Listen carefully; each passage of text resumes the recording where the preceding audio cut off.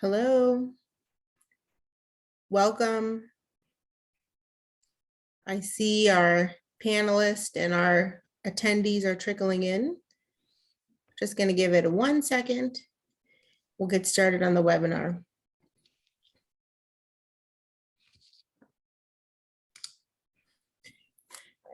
So welcome. So hopefully if you're joining this webinar, you are an incoming PGY1 to orthopedic surgery. If you're not, and you're incoming into another specialty, we still think this information is helpful. And so feel free to listen, ask questions in the chat. At the end of the session, we'll have a panel discussion and try to get some of your questions answered. Welcome, everyone. So first up, I'd like to welcome Dr. Letitia Bilbrew. She is a board certified orthopedic surgeon who specializes in surgery of the hand. She is on the Gladden Presidential Line, is going to give us a welcome, not only to the society, but also to today's webinar. So I'll hand it over to Dr. Bilbrew.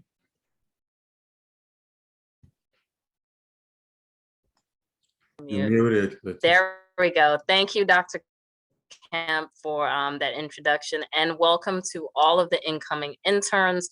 Whether you're going into orthopedics or not, we are excited for you to be here and for you to learn on how best to navigate what is going to be a very difficult time in your life, but it's going to be so full of information and experiences. It's going to be the building blocks to make you a great orthopedic surgeon or whatever your specialty may be.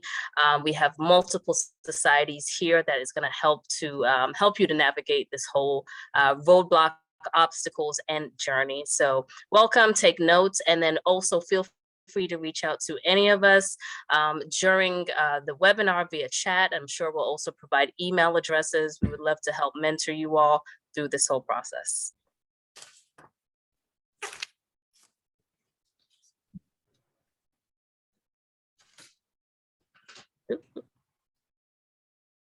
Okay, so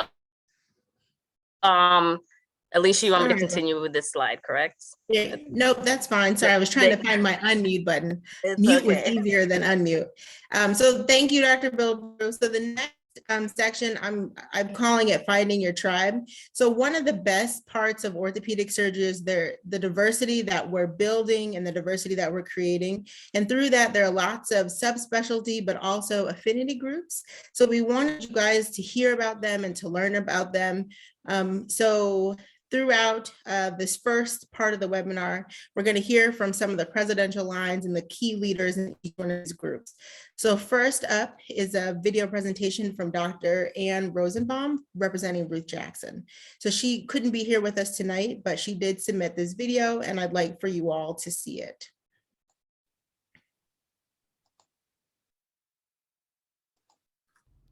Hi.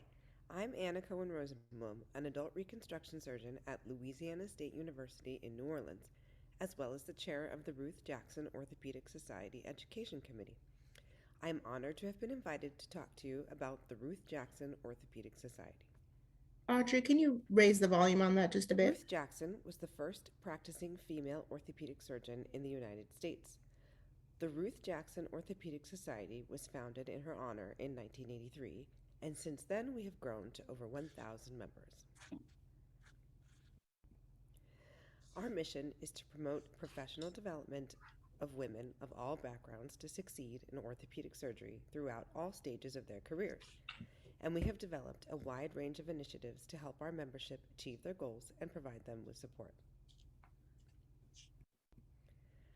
Some examples of our programming include membership research surveys, webinars on a variety of topics of interest to our members, board exam preparation, interview preparation for residency, and many different research grants and scholarships, including a resident scholarship to attend the RJOS annual meeting, which takes place yearly during the AAOS annual meeting.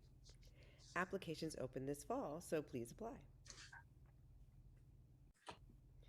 We invite you to visit the RJOS website and apply to join. Our members are not only women surgeons, but all those who support our mission. Please feel free to reach out to us with any questions.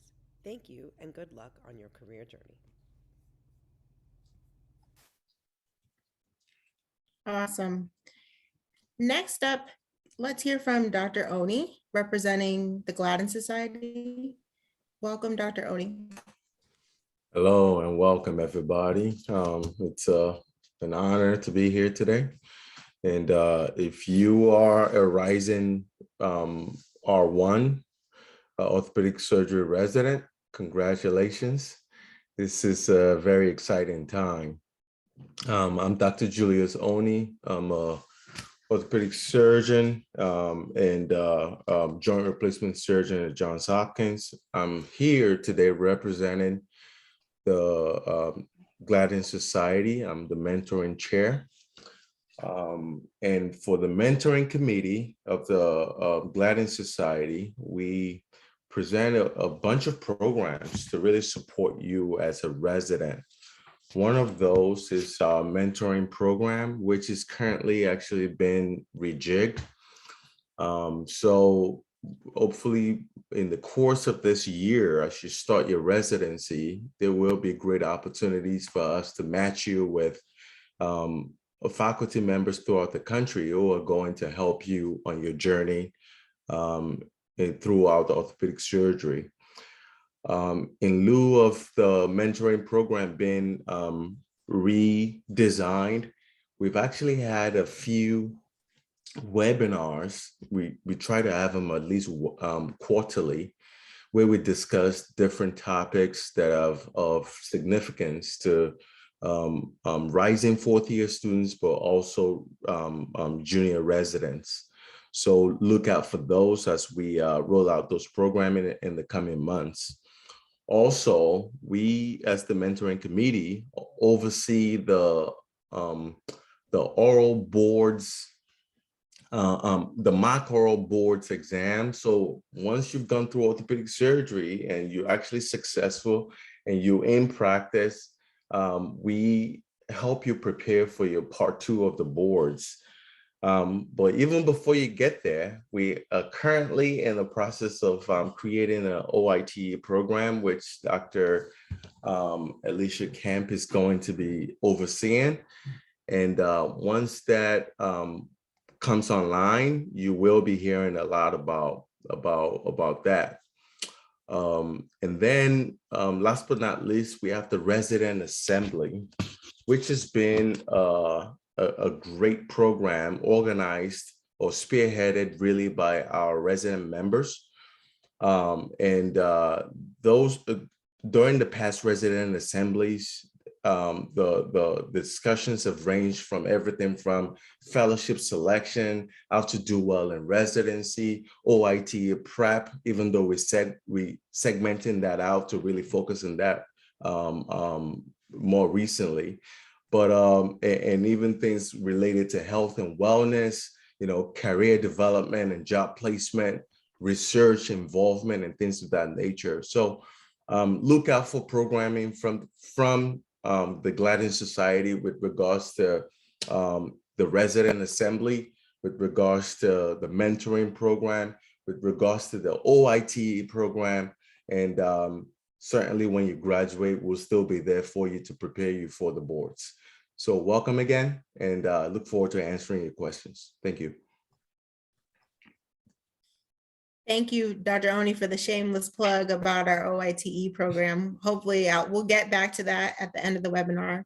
But yes, please, everyone, we want you to join that as well. Shamelessly plugging that. That's my job today. So next up is Dr. Ali Ross from Nth Dimensions, who also serves on the Gladden Society in his role on the presidential line. But he's going to put his Nth Dimensions hat on today and talk a little bit about the resident programming that Nth Dimensions has to offer.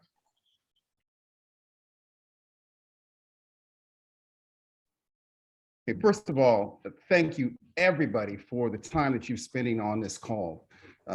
As new interns, and many of you have already started and are fully engaged, time is precious, though time is under your control, but really appreciate your time and effort. For me, I am the Director of Education for Nth Dimensions, and Nth Dimensions is a program many of you are familiar with. If you're not, our goal is to get folks in and get them through and get them finished.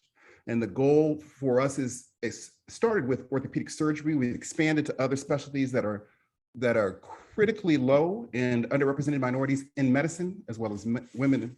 And for us, the goal is for you to be attached to someone who can help guide you through. The goal is for you to be reinforced every step of the way of the fact that you can do this, that you've done harder things than this, and that there are resources and people who are not only rooting for you, but are engaged actively in helping you to get through. And for us, it is a mission, and this is for everybody here on this call, to make certain that you have access to people who are engaged in help, that you have resources that are reliable so that you can succeed, and not only succeed, but thrive during residency, and that you have an understanding about what is expected and the tools in place to achieve that expectation. For us, that really is us, meaning this collective group, that really is the goal. For everyone who says they want to, for everyone who demonstrates an ability that they want to make certain that this is their career path, that it should not be hard or harder than it was for all of the people who've gone before you. So welcome to the call. Intervention stands ready to help any and all of you who want additional input, additional mentoring, additional reinforcement as you choose this career path.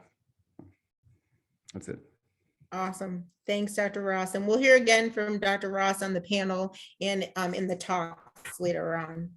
Next up, Dr. Bill Rue, we're going to ask her to come back and talk to us a little bit about BWOS, one of the new kids on the block, but one of the rising star organizations within the subspecialty organizations. So Dr. Bill Rue. Okay, so one thing that you'll hear us constantly say throughout this webinar is the importance of finding your tribe and finding those people that can both mentor and sponsor you, which we'll go into the description of that later also. Black women orthopedic surgeons, BWOS, of course, is for Black women, but it is a great organization where you can find people to definitely mentor you through the next 5 years and beyond. And whether that is finding someone to do a one-on-one OITE prep, or just finding someone to discuss the ins and outs and the daily issues that you're going to face during residency. We're really a very tight-knit community. There's a WhatsApp where we are constantly in communication and supporting each other. So please reach out to both myself, the other board members is Dr. Sonia Sloan, Dr. Ida Brown, but just a really great environment to sometimes find that shoulder you need to cry on, as well as to get have people that will get in your ass when you're not staying on top of things. So that's my plug for BWOS. Awesome. Thank you so much, Dr. Bilbroom. Next up is ALOS. So Dr. Payeras, she is a force to be reckoned with. She's a rising star in the academy, great person, super fun to hang around. So we're honored to have you here to talk to us a little bit about ALOS. All right. Well, thank you, first of all, for your kind words and for inviting me over. And it's interesting that, your name is Find Your Tribe, because I think I'm part of all of these organizations at one way or, at one point of my career, and finding your right person and the right people that you feel comfortable with.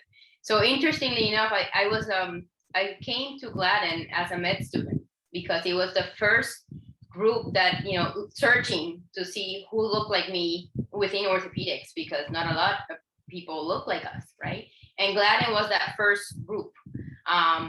At our Gladden meeting, it was in DC, early 2000s, I must say, I ran into Dr. Ramon Jimenez, one of the founders of ALOS, and ALOS didn't exist then.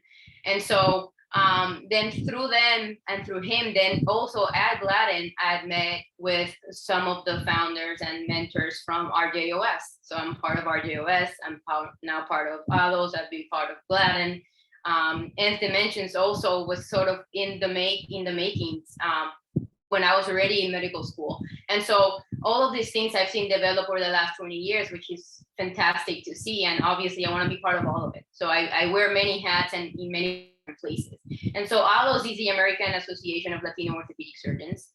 And we all have our different ways on how we can reach out. And all of us want to do the same thing. We want to mentor you. We want to be with you. We want to help you and guide you through what you need to do. Our biggest thing with ALOS right now, we definitely are trying to restructure and redefine what we are doing for the Latino communities and the underrepresented minorities, and all of us take care of of Latinos in the community, and how we can make that better, and how we can be a voice for our patients and our students that are reaching out to us and want to continue to not only make it to orthopedics, but staying in orthopedics throughout residency and throughout your careers as you are promoted and getting to the next level and the next level and next level. Whether you're a woman, whether you're a Latino, whether you're African American, whether you're Native American, we want to be here for you. And so that's what we want to do. And through ALOS and through GLADEN and through RJOS. And so you can always count on us for that. And through me, through the many hats that I get to do, we're getting to do more of a social media presence. We have some collaborations as we do with webinars and mocks and interviews, and hopefully more things to come through all those major restructuring coming hopefully by the end of this year, and hopefully more collaborations. We don't want to completely reinvent the wheel. I think this that you're doing here, Dr. Kemp, I think is fantastic, because if we join forces, we are able to accomplish more and we're able to participate more and not isolate each other, but really work like this and get together and reach out as many students and as many residents as possible. So thank you again for having me. Absolutely. Thank you for coming. And stick around if you can for our panel at the end. So last but certainly not least is a video from Pride Ortho.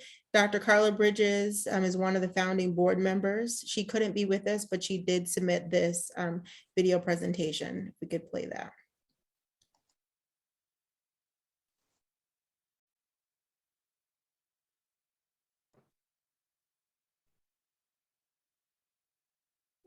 Bear with me for one moment.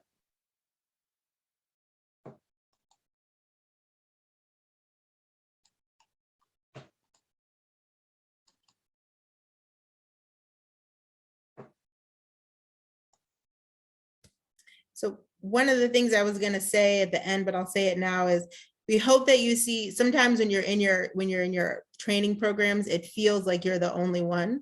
But one of the most important takeaways from today is that you're not the only one.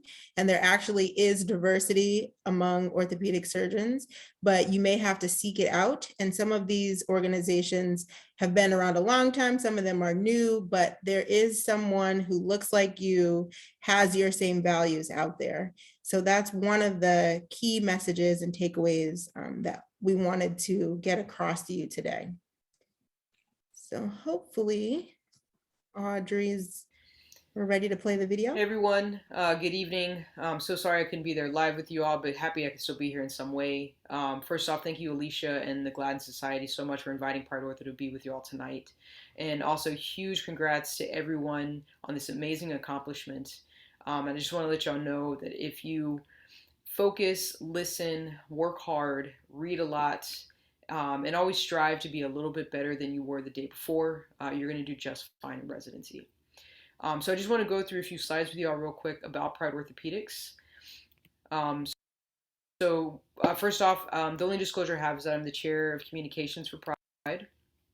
And so Pride Ortho is a safe space for the LGBTQ individuals and allies within the orthopedic community.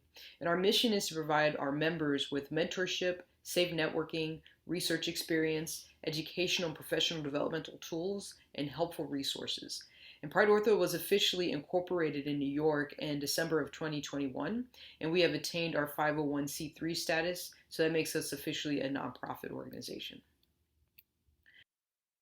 On our website, we have a list of LGBTQ-friendly residency and fellowship programs, which make it easier for trainees to know what programs are safe spaces.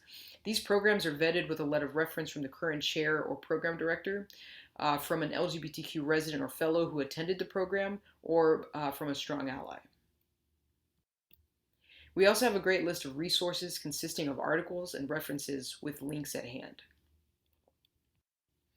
And if you become a member, you have the option to add your name to either the out list or ally list. And the out list is a voluntary list for members only, making it impossible to network with others who also identify as LGBTQ within the orthopedic community. And these connections can really influence your development, your productivity, and improve job satisfaction. We cannot increase the inclusivity of the LGBTQ plus community, though, without our allies. And we hope to fill the ally list with mentors who are safe for the LGBTQ plus community. When allies join the list, it's also an acknowledgement that LGBTQ lives exist and that we do not need to be silenced. We also provide a list on ways you can take action and support other LGBTQ organizations through advocacy. And members also can apply to a committee or a chair position if they would like to get involved in the organization. There are still positions available for the membership and education committees, and as well as the social media task force. And the chair of development position is still open as well. In order to be a chair, though, you must be a fellow or in practice. So if you have any interest, then please become a member today. It's very simple. If you go to our website, at the top right corner, there's a membership button. Once you click on that button, there's a list of instructions that are easy to follow. And we also do offer a discounted rate for residents.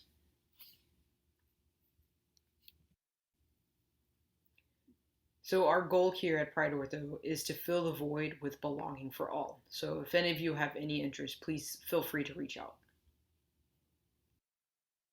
So that's it for me. Thank you all so much for listening. And please visit us at www.prideortho.org. Before I go, I just want to leave you all with 3 pieces of advice for residency. The first one, try to find the humor in some frustrating situations. There are going to be moments where you do have to take things more seriously. But for those small things, try not to let it get under your skin. Try to find that humor in it and then try to move on. You have to save enough energy to get you through 5 years. So in other words, choose your battles. The next thing, figure out something that you, an attending or colleague, have in common. So if you're having a tough time figuring out how you can relate to that person, just try to find that one thing that you all have in common and just kind of focus on that one thing. And I think that really kind of helps to ease some anxiety. And then find someone at your program in an administrative position that will have your back and vouch for you no matter what. And you need someone like that to be in your corner, because to me, I think that can make all the difference in your experience. So again, thank you everybody for listening. Everyone have a great evening and good luck with everything. Good night. Great. Thank you, Dr. Bridges. We're sorry you couldn't be here, and hopefully you'll be able to join us maybe later on for the panel discussion. So next, transitioning to residency is our next topic of discussion. We're going to hear from 2 outstanding residents that are within the RJOS Gladden Society membership. We're going to start with the junior resident experience, and then we'll have from Dr. Cassie Pino, who's a rock star here at our program at DMC.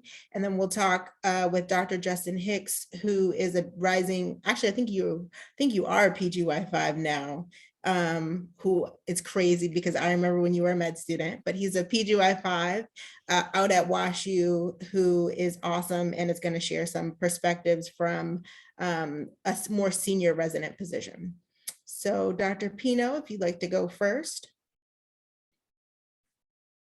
Okay, and then I'll share my screen.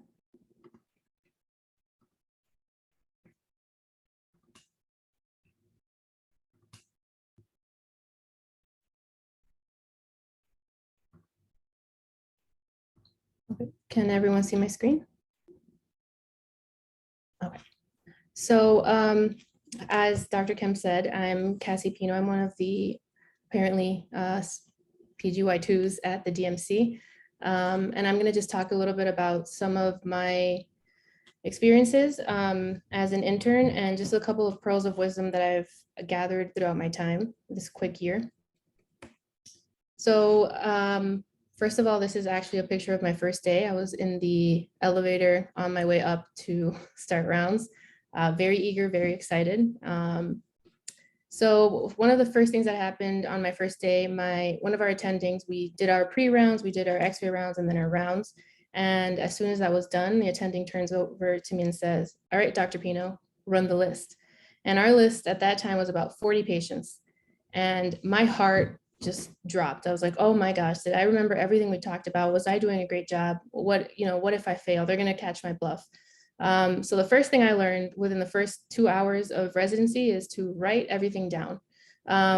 Nothing is ever too much. One of the best things that helped me, I started on trauma, which is a pretty busy service, I think, across the country, especially in the summer.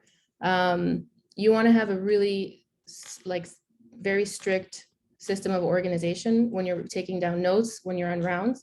I found that having a pen that had 4 different colors helped me. I like to color code things. Not everyone is as neurotic as I am, but it helped me to have my to-do list, cross out what I have done and what I haven't done. And you're less likely to drop the ball when you have a cemented system of organization. Secondly, I found taking pictures of everything was beyond useful.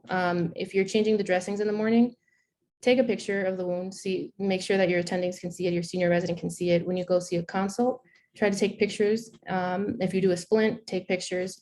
This is going to help you not just depict what's going on with the patient, obviously always protect patient privacy, but it's going to help you learn. And you can, I can't even describe how many pictures I have on my phone of everything I've seen. It helps you go back and remember what you did, how you did the splint, how you know, what your process was, and you're just going to continue to learn from this. Very importantly, you want to know your patients like the back of your hand. Our senior residents, our attendings are really busy. They have administrative duties, they have meetings, they're all over the place. When there's a question, they're always going to turn to you to know what's going on with the patient. So make sure you know, when is the anticipated date of discharge? What medications are they on? And if you don't have it off the top of your head, that leads me back to my first point. Write everything down. Just write everything that you can down. Accountability is very, very important. When you're talking and you're staffing your consults with one of your senior residents or you're attending, be honest. If you do a physical exam and you forgot to examine something, like you forgot to check the radial nerve, don't say, yep, radial nerve is intact. Go say, I'm sorry, I didn't evaluate that. I'll go back and check. Our senior residents, our attendings, everyone on the team really is counting on you. And if you are open and honest, you're gonna have a more streamlined process and everything's gonna run smoothly. And on top of that, you're really just protecting the patient, right? Because we all went into this to do right by patients. So just be honest with what you're doing. If you make a mistake, own up to it. I have made many mistakes. One time I did a short leg splint that was way too short, and my attending said, who did this? Like, who did this splint?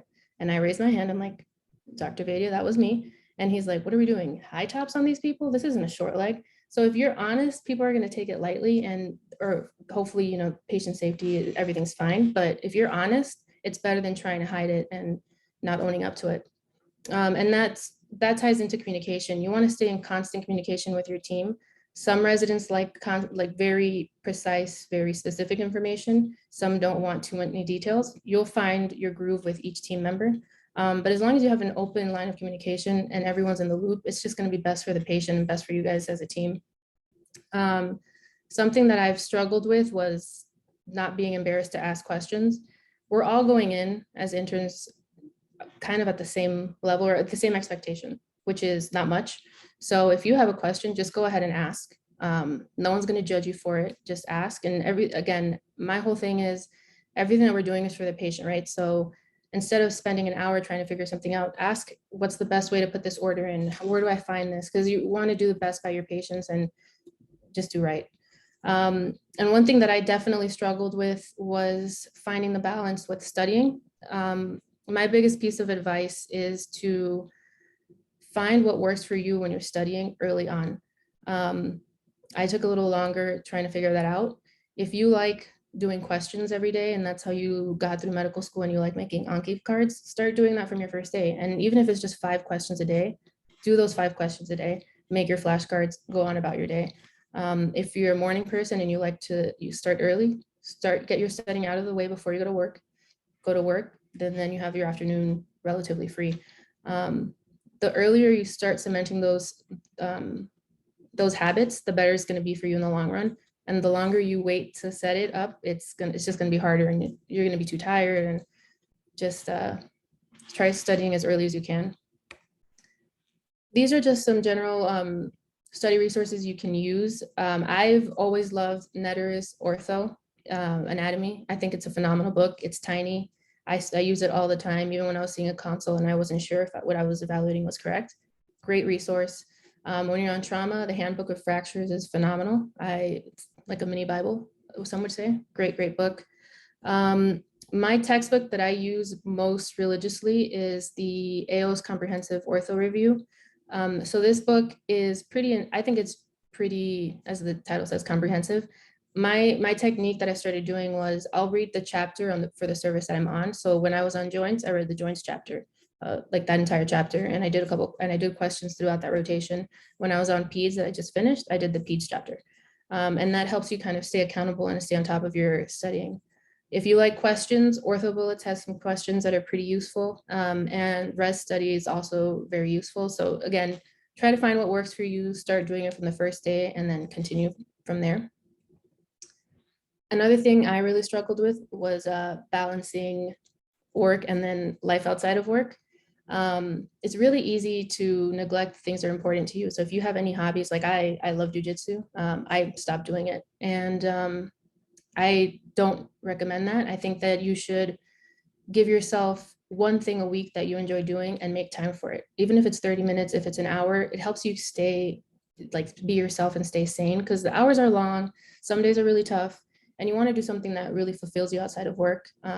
If you like working out, make sure that you make some time to work out. If you, for your family, stay in contact with your family. If you, like me, that my family's, they're all in Miami.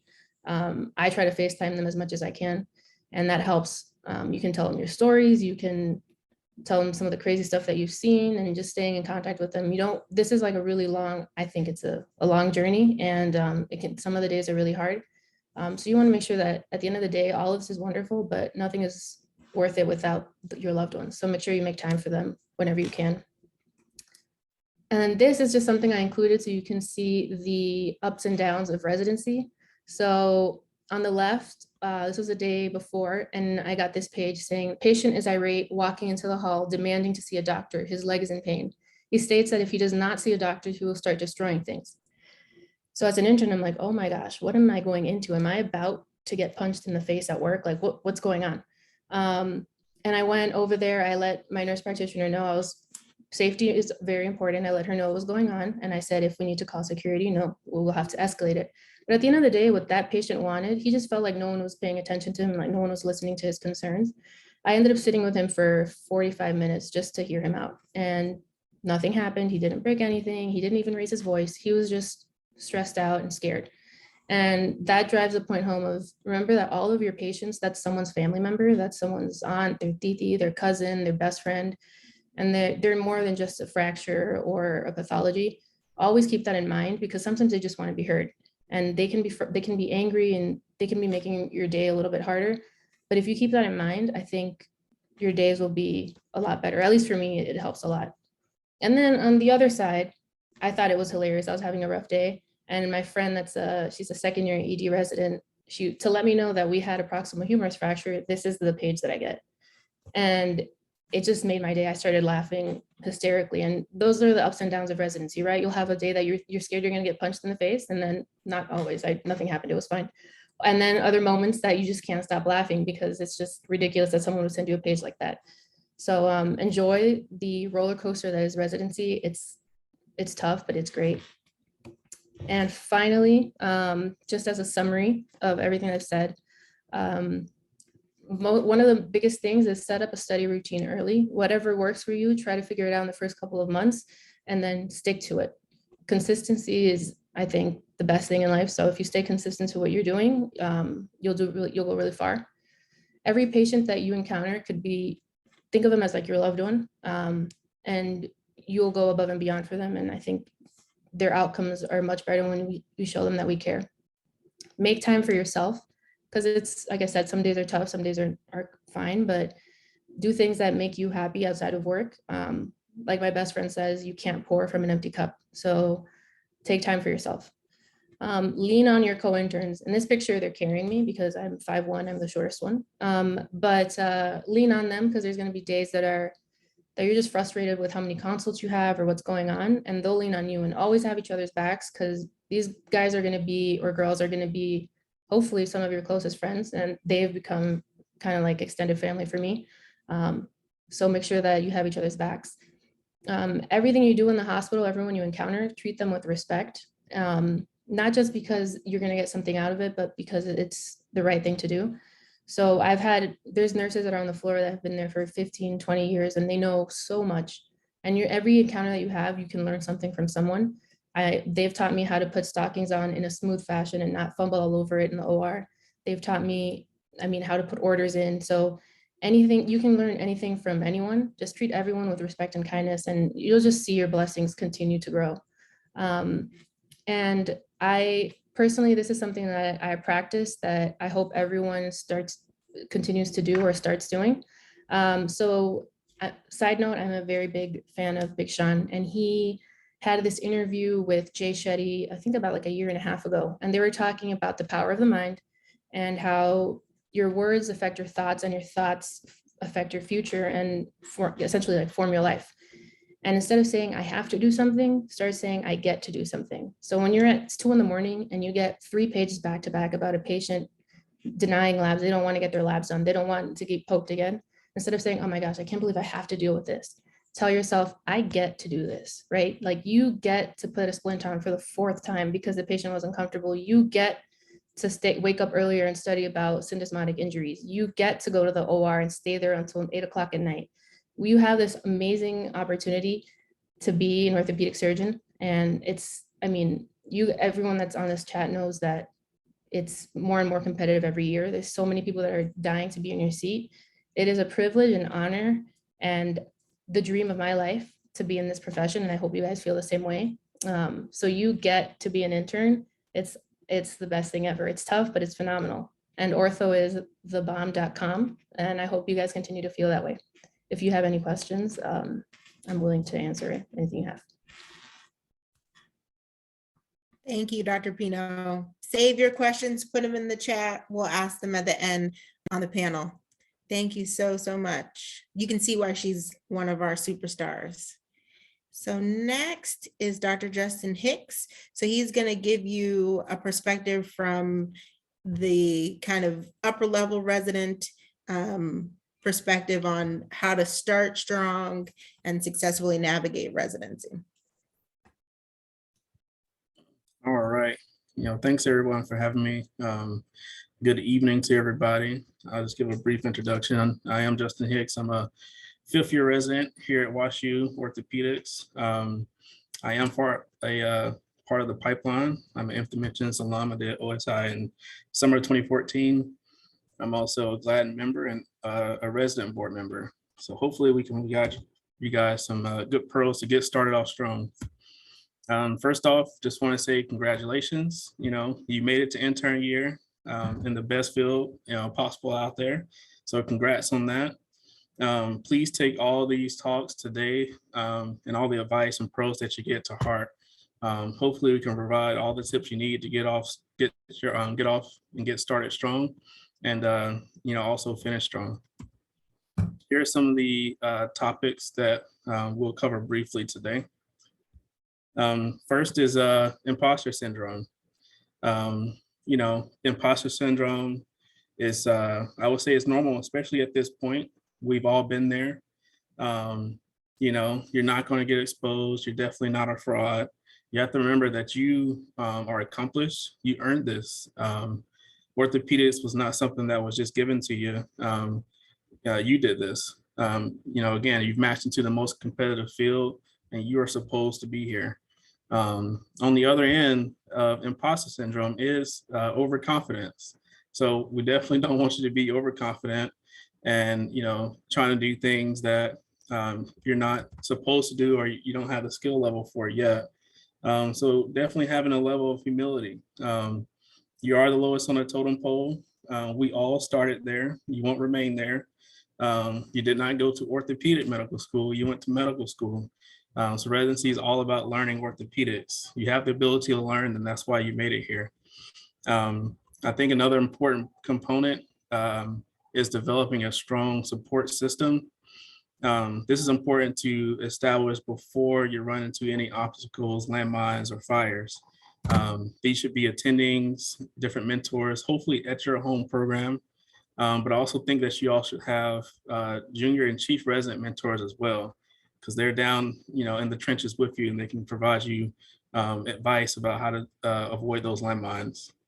If you're having trouble, trying to establish your support system, we are all here for you, the GLAD Society, and everyone else who's speaking on the panels today. It's also important to, as you're starting out, your first impression is everything. So this first year is your year to sort of build your brand and your reputation as a resident.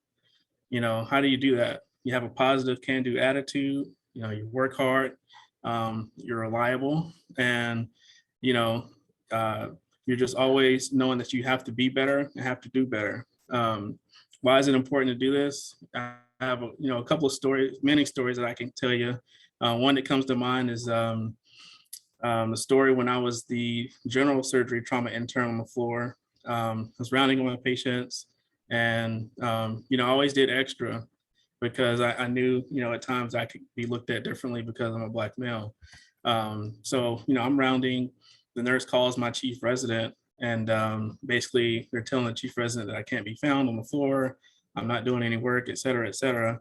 My chief resident calls me right away, and I'm actually inside of a patient's room, rounding overnight. This is just one way where I was doing more than the other residents, and it's just so happened to, kind of help keep me out of trouble.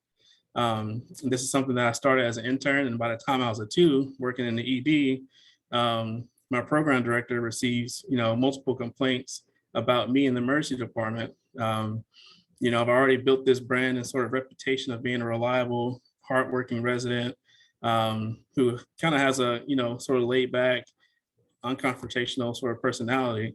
So when she got that phone call, she immediately thought that this can't be true, and there must be something else going on. And we were able to kind of get down to the bottom of it. But the moral of the story is build your brand, build your reputation early. It'll be something that you can rely on and fall back on later, because when things come up, and things will come up. As mentioned previously, it is vital and it's crucial for you to develop a reading program and a study program and to develop it early. There are a ton of resources out there. There's not one best resource for everyone. I think, as an intern coming in, I think it's important to try to read one review article. I would recommend the Yellow Journal because they have really good review articles that are written for orthopedic trainees as well as surgeons at any stage. And then on the weekends, I personally do more. So Saturday and Sunday, I try to get up early, even if I'm off, and I'll try to use the first 4 hours or so to study and do questions. And then the rest of the day I spend with my family. I think if you do those things and you stay consistent with it, you'll do well in terms of learning clinical knowledge, but you also do well on your in-training exams. I think it's important to do well in in-training exams because that's the only objective measure that your program directors and your programs have of how you're doing. Again, it's something else that can be fell back upon sometimes when fires and things come up. Consults and floor pages. As a junior resident, this is primarily your role. Honestly, I have 2 entire talks on how to navigate both of these. That's not the point of the talk today. Maybe stay tuned to some of our GLAD programming for that if you're interested. But I just want to give a couple of quick pearls. When you get that page, it can be very nerve-wracking. Now that you're on the other side, you're the one holding the page now. Stay calm, stay relaxed. Remember, as an intern, you're building trust. This is not about knowing all the answers and knowing everything right away. We do expect you to learn and to be coachable. Honesty was mentioned prior. I agree, honesty is very important. Present your findings. Whatever the exam is. I remember when I was an intern, I came back and presented my exam to my senior resident, and based off the pathology, she was like, that makes absolutely no sense, but I stood my ground. I was like, that's my exam. I don't know as much about the pathology, but that's what I saw. So we went and examined together. She agreed with my exam, and that's one way you're building trust. So the next time you come and present an exam finding, they know that you did the exam one and that you did it correctly, and that you're presented honesty. And that's important and goes a long way. As a consult resident, you should be responsive, so respond quickly and be reliable. And again, just have a positive attitude. Classifications sort of drive treatment, especially trauma. So you need to learn those classifications because they'll help you not only with your plans, but it'll also help you with your efficiency in the emergency department. See the whole patient, see the entire patient. Be a doctor first. If you get consulted on an ankle fracture, don't start at the ankle. You already know the ankle's fractured. Start at the head, examine the whole body, and make sure that we aren't missing anything and taking great care of all of our patients. Orthopedic emergencies. These can be very scary. Open fractures, compartment syndrome. First of all, you need to learn what the orthopedic emergencies are. And then I remember, and I think this is a common thing that a lot of junior residents do, is when you get consulted and you go see that patient, it's a natural tendency to, want that consult to not be the orthopedic emergency. But I would challenge you to do the opposite. When I went into consults, I would assume every consult was the emergency, and I would rule it out. So one way that, one, that's going to make sure that you're not missing, emergencies. And then two, you'll learn what the true emergency really looks like, and it'll make you a better resident going forward. I agree, write everything down. That's some of the best advice I got. It was Dr. Rick Wright, who's now the chair at Vanderbilt. He said the difference between, a good resident and a bad resident is the good resident is write everything down. Otherwise, there's no difference. It doesn't matter if that's, 4 pages, consults, OR plans, write everything down. Your senior and chief residents are there to support you. Again, you're not here to know everything. You're here to learn and be coachable, learn orthopedics. At this level, you should not be making final plans on your own. This is how a lot of residents get in trouble. Believe it or not, residents do get fired. Junior residents, PGY 1 and 2, can sometimes get fired. One way to help prevent this is to lean back on your senior and chief residents. That's what they're there for. And in terms of 4 pages, again, I have an entire talk on this, but just to keep it brief, nurses are not the enemy, especially at this stage. Some of these nurses have been on the orthopedic floor for decades. They may not have the same, medical knowledge and taking the same tests as you have, but they have strong clinical knowledge and acumen, and they'll be very helpful on the floor. I remember when I started out as an intern, I actually started out, we call it intern nights, which basically means your primary role is manning the floor. I would come in really early, and the first thing I would do is go to the nursing station. I would talk to everybody, introduce myself. If they called me about a patient, it didn't matter how small, I would go see every patient, do an exam, and then go back and report. By doing that, I built trust. They knew I was reliable, and it actually gave me a longer leash. A lot of times you want to spend time in the ED sort of learning how to do consults and things. But the nurses here, especially, they won't necessarily let you do that if they don't trust that you'll come and see a patient that they're really concerned about. So build friends, not enemies, with the nurses. And then the last point, fires do happen. I will not go into a lot of detail here because you're going to hear an awesome talk from Dr. Ross about avoiding landmines. But I will say that fires do happen. They will come, and do not struggle in silence. Please do not struggle in silence. If you feel like you are struggling, please reach out, whether that's your support team at your program or in one of these societies. Please reach out. So in conclusion, congratulations, you did it, you earned it. Build a strong foundation. That's your brand, your reputation. Starting your reading program so you can develop your orthopedic surgery fundamentals. And please do not struggle in silence. Reach out to anyone in these organizations. We are all here to help you. That's all I have. Awesome. Thank you so much, Dr. Hicks. So we are starting to see kind of a pattern. So from junior years to your senior years, we have to be writing things down.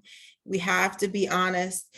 We are, we're not final plans for patients and then let them go without talking to someone. So really, even though we have 2 different levels of residents, really we're kind of saying some of the similar things. So thank you both so much. And then please stick around for our panel. Hopefully we'll get some more questions from the audience, and we'll ask you to address those later. So I'm going to give a brief talk, kind of I'm calling it Residency 201, because you kind of heard Residency 101 from our awesome rockstar residents. But this is just a little bit more kind of in-depth from an attending perspective. So I'm Dr. Kemp. I am currently at Wayne State School of Medicine at the DMC and McLaren Orthopedic Residency programs. I am an orthopedic oncologist by training. I work and have many hats. So I work with most of these organizations in one way or another, and also with the ACGME in their DEI Officers Leadership Development Program. So I get asked this question a lot: what's residency like from family members and people who aren't in medicine? And most of them think it's like Disney World. They think like we go to work every day is wonderful, you save someone's life every single day. But really, residency is actually more like a video game like Call of Duty, where you have a mission and your job is to get in, complete your mission, and get out alive. That's really more what residency and what medicine is more like. And really, your mission is pretty simple. Your number one goal, and really, some would say the only goal you have, is to become a board certified orthopedic surgeon, period, and full stop. That's your goal. The rest of stuff is plus. So you want to make connections, you want to make contacts, you want to publish some impactful research, and hopefully you'll make some friends along the way too. But really, your number one goal is to become a board certified orthopedic surgeon. And the only way to do that is to get in. Congratulations, you've already done that. But harder than getting in is getting out. And so today I want to give you some more tips on how to complete the mission. So the number one thing that you'll hear probably also from Dr. Ross in the next lecture is that you have very few second chances. So your first impression and that first mission that you complete is so important. You will not be given the benefit of the doubt in most situations unless, like Dr. Hicks said, you've developed your brand that allows you that grace to be given the benefit of the doubt if you make a mistake or have issues.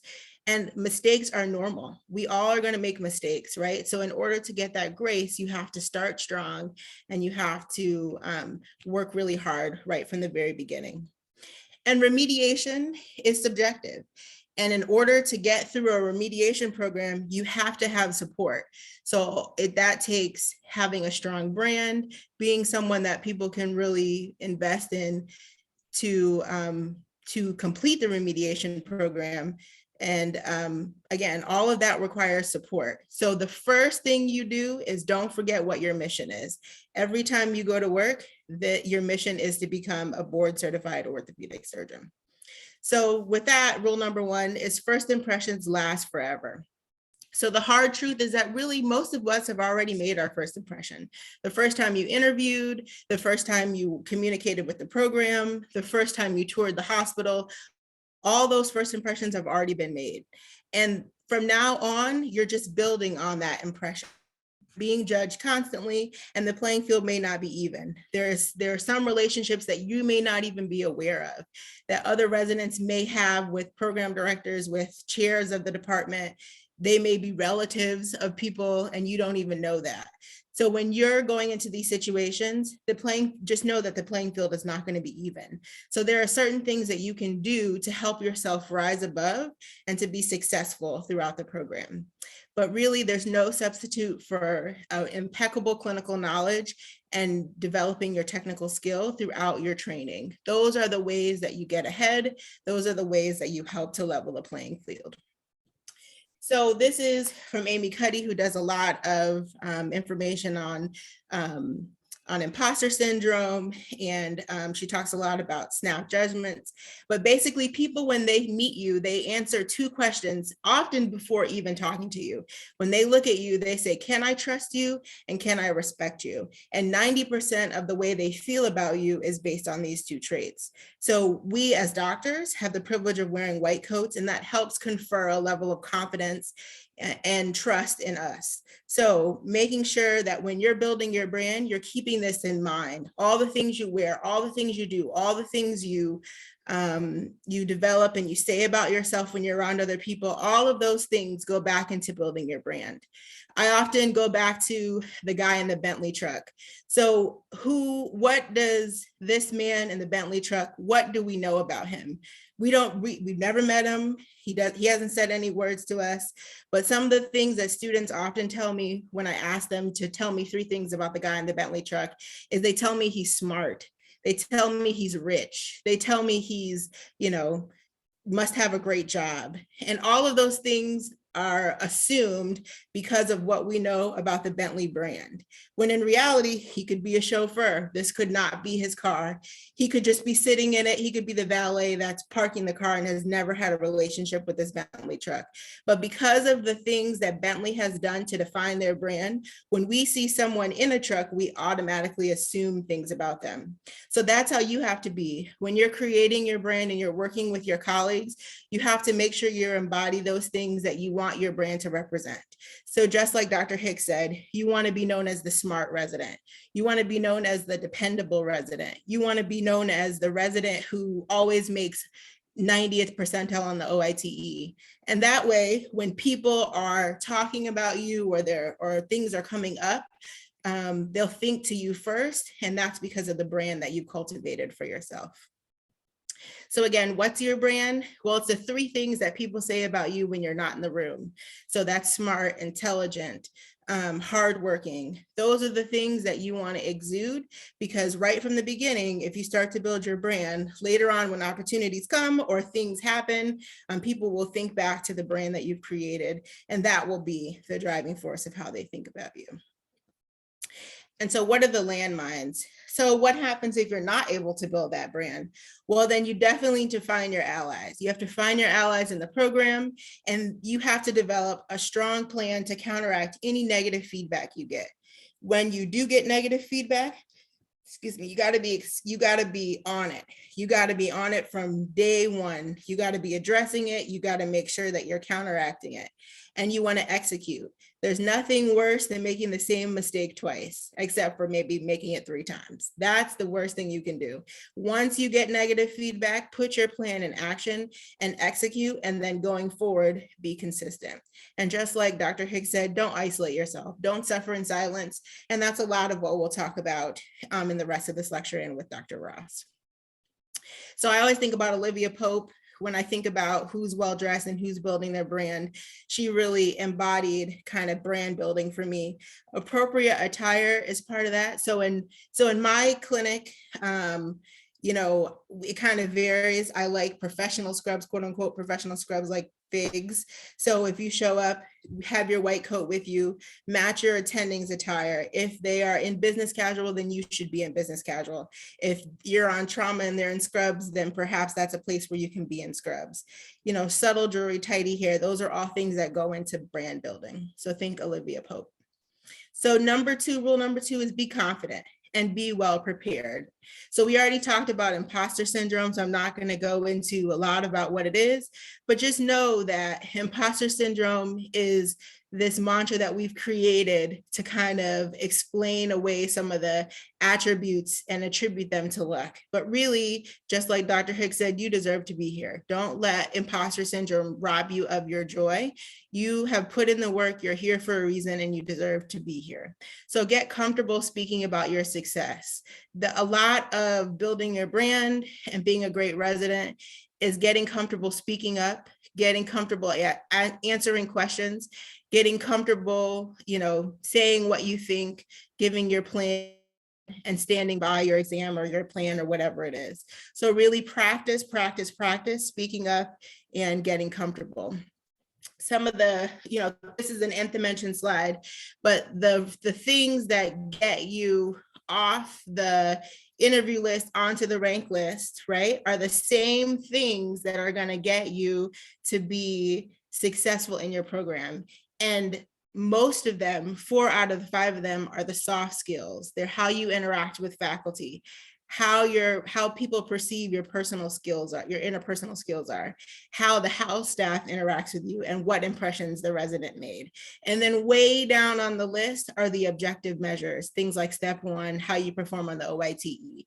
So these soft skills and these personality skills that we're talking to you about are critical and so important.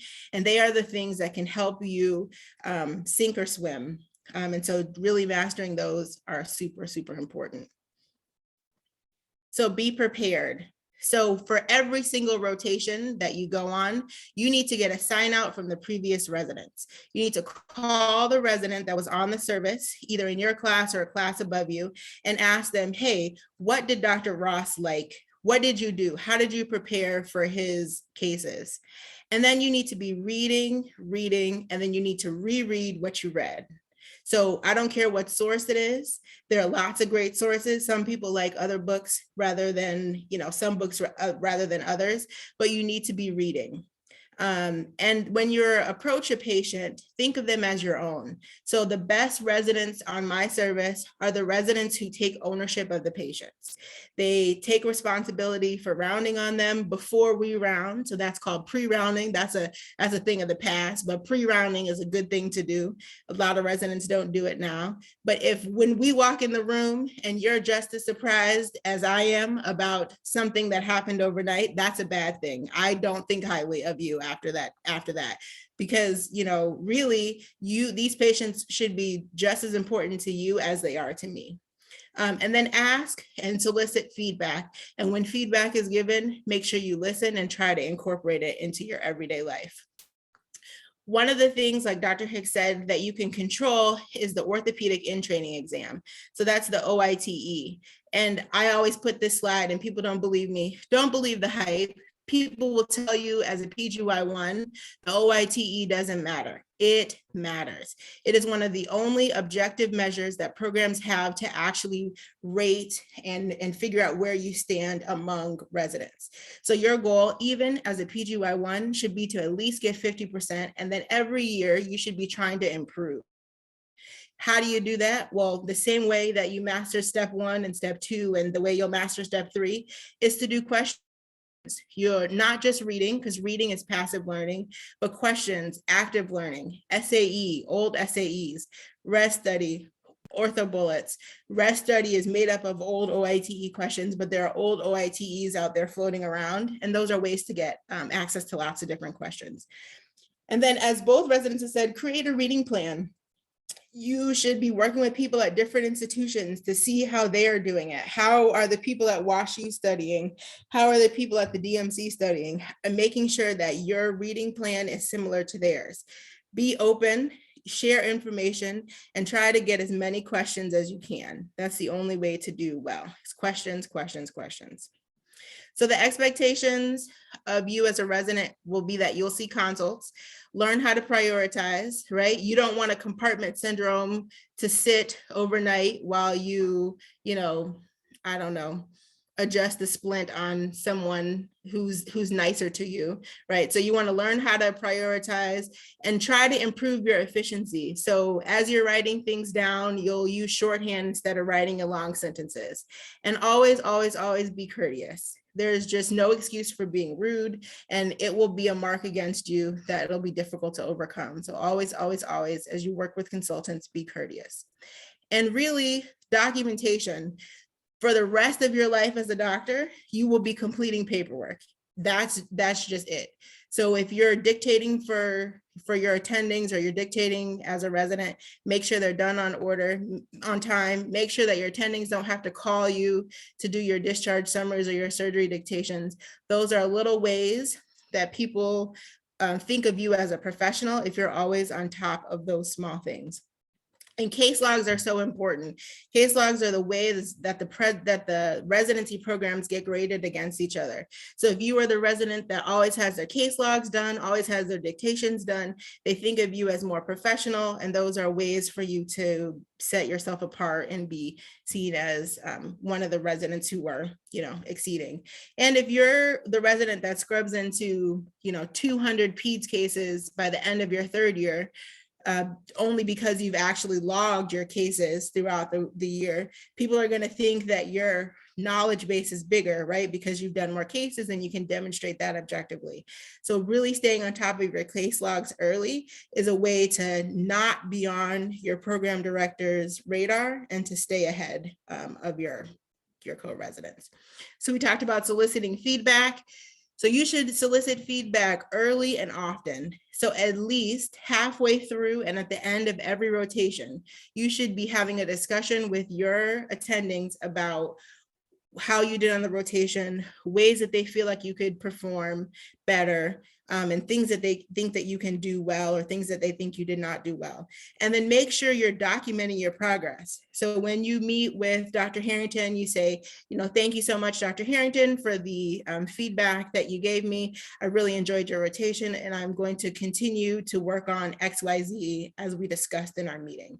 Boom, that's an email that documents either negative or positive feedback you received and also documents the action plan that you have to either continue to be great or correct any negative feedback that they've given you and ways that you can refer back to in the end should you ever need it. So ways to avoid that landmine, just know that residency is stressful. It is designed to be a stressful situation. There's nothing about residency that's designed for your comfort. It's a stressful situation. So you have to figure out a way to combat that stress. And the ways you can do that are to thoroughly prepare, document early and often, and make sure that you are double checking yourself to make sure that your records are tight and that everything that you're doing is in line with the expectations of the program. And next, so stay connected. So this slide was presented earlier. So this is unpublished data, but this was presented recently by the ACGME.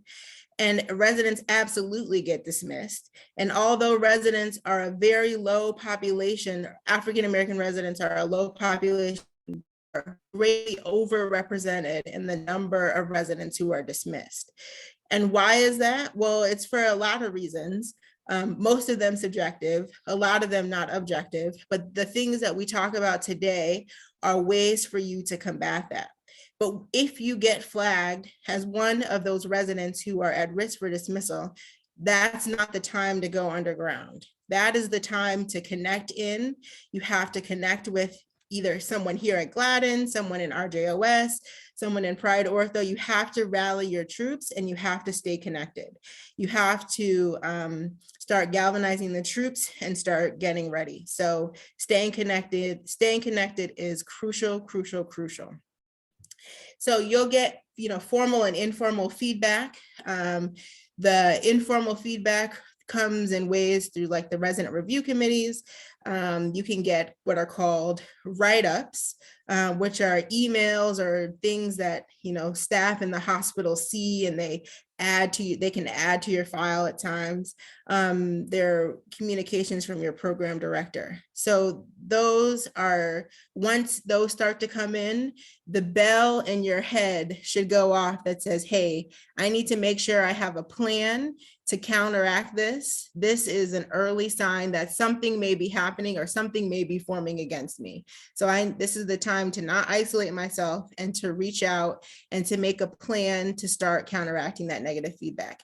And Dr. Ross will go into much more detail about that. But if you are starting to hear some negative things, if your program director is reaching out to you, or if someone is starting to, where the feedback used to be really positive and is starting to be negative, this is a changing of the tide. And this is something that you need to pay attention and start, turning your antenna up and start making your plan and document it. And again, Dr. Ross will go into that later. So the last kind of rule is pay attention to detail. This is a Dr. Lewis-ism, but who's a giant in our field. She's an orthopedic oncologist. But one of the things I often in my head hear her say is how you do anything is how you do everything. So pay attention to those small details. In residency, there are no grades. So how you perform on the OITE, those subjective evaluations that people do of you from the milestones, those are your quote unquote grades for your rotation. So, it's really, really important as you're going through that you really pay attention to all of these small things and try to do your best. We talked about OITE, answering questions on rounds. If you get a question that you don't know, don't just, hide and never answer it again. Go look it up. Go look up the answer. Email it to your attending, or the next time you see them, make sure you say, hey, you asked me this the other day. I did a little reading and this is what I found. So making sure that all of those things, you're being known as a conscientious resident, and you're coming back and showing and demonstrating your medical knowledge. And then I can't underscore professionalism enough. Every single interaction, every single documentation that you do, think of it as a professional interaction. So when you're writing notes in the EMR, don't copy forward your notes. You shouldn't have the exact same note for 4 or 5 days in a row, because then when I see that same exact note, I know that I'm going to question whether or not you actually want to go see the patient. And it's probably going to put my antenna as the attending up a little bit to say, hey, I need to double check, or I may not be able to trust this person because they're not paying attention to the small details of like writing a note. The note and the EMR is a legal document, right? So you should be really careful about how you're documenting everything. And again, you just don't want to give them any ammunition. You don't do anything that's going to draw more attention to yourself. And when you make a mistake, own it. If you don't know something, ask for help. Tell, just like Dr. Pino said, hey, if you forgot to examine this nerve, do not say it's in. Just say, hey, I did not examine it, and I will definitely go back and double check. And then again, if someone is calling your professionalism into question, document, and document early and often. And the last session is that, hey, life happens. You're not going to residency in a silo. You're gonna have kids during residency. You're gonna get married during residency. There's gonna be a wedding, a funeral, a bat mitzvah, something that comes up that you're gonna want to go to, and you should make time for those things, because that's how we get refreshed. That's how we stay on top of our game. But remember that in order to be successful and to still be able to go to those things, that means you have to start early. That means you can't start studying for the OITE the week before the test, because if you have a funeral to go to the day before the test, then that's one critical day that you've lost. But if you started early and something happens, then it's not earth-shattering, life-changing, because you've already put in the work. You've already started early and started preparation. So remember that practice makes perfect. The more questions you do, the better your results will be. And then just like every other part of orthopedics, be confident. You're a surgeon. You're often wrong, but never in doubt, right? So be confident and really try to remember that you do know a lot about this field already, even just from medical school. You know a lot. You can read to know a lot more, and just be confident in yourself and your abilities. Okay, we talked about this, but the landmines come when you don't budget your time. They also come when your family and friends don't have, adequate expectations for you and your time. So try to carve out some special time for them, but also help them to understand that early on in your training, you won't have as much time, but as you go and get farther along as a PGY4 and PGY5, you'll have more time for them. So just try to level set those expectations and help your family and friends who probably have never been through this process before. And then, of course, as with everything else, ask for help. If something is not going wrong, if you feel like you're not able to accomplish or achieve the things that you need to do from a personal side and a professional side, reach out early and ask for help often. Okay, so just as a summary, so first impressions are the only impression. Be confident, be prepared, and stay connected. How you do anything is how you do everything. So really pay attention to detail. And remember that your family is so, so important. So you have to make time for them. And the only way to do that is to start early and start preparing for your obligations that evolve around residency early so that you can make time for your loved ones. Okay, and then that's just, these are my handles. Please connect with me. I'll provide my email also at the end.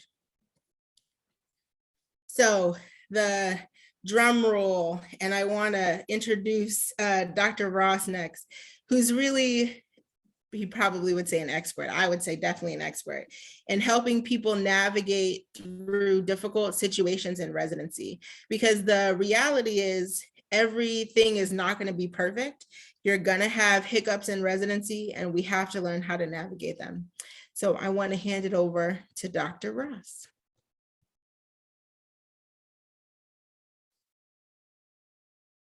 All right.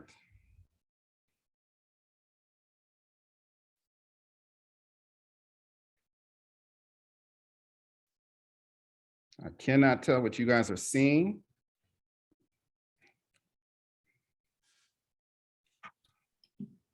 We can see your slides. All right, you can hear me as well? Yes. Okay, first of all, I wish that I had had any part of this webinar when I started my first year.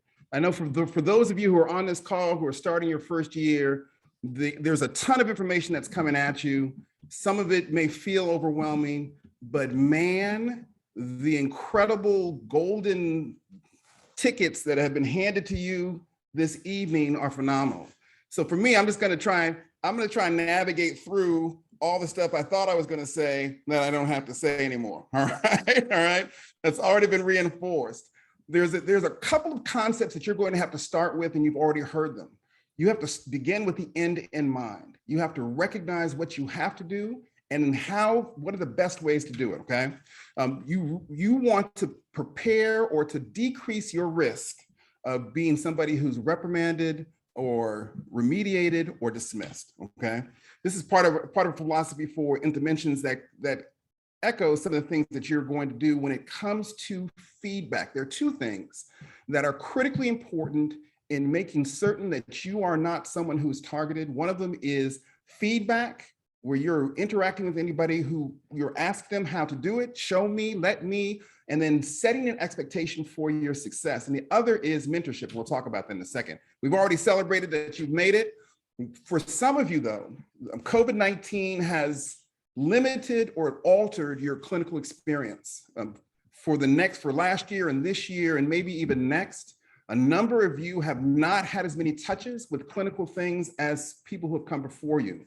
And many of your attending staff will not understand, they will not know, they will not really take that into account. And so one of the things that you must do as rapidly as possible is to assess. You need to do a self-assessment about what you thought you should have seen and didn't, and where you are really critically and honestly about your but your overall healthcare skills. How do you suture, wound care, things of that nature. If you didn't see it, you need to let somebody know and ask for additional input about how to do it.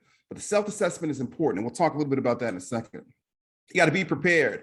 Being prepared means that you've heard all of this stuff on this talk, and you've written it down, and you're going to incorporate that immediately, okay?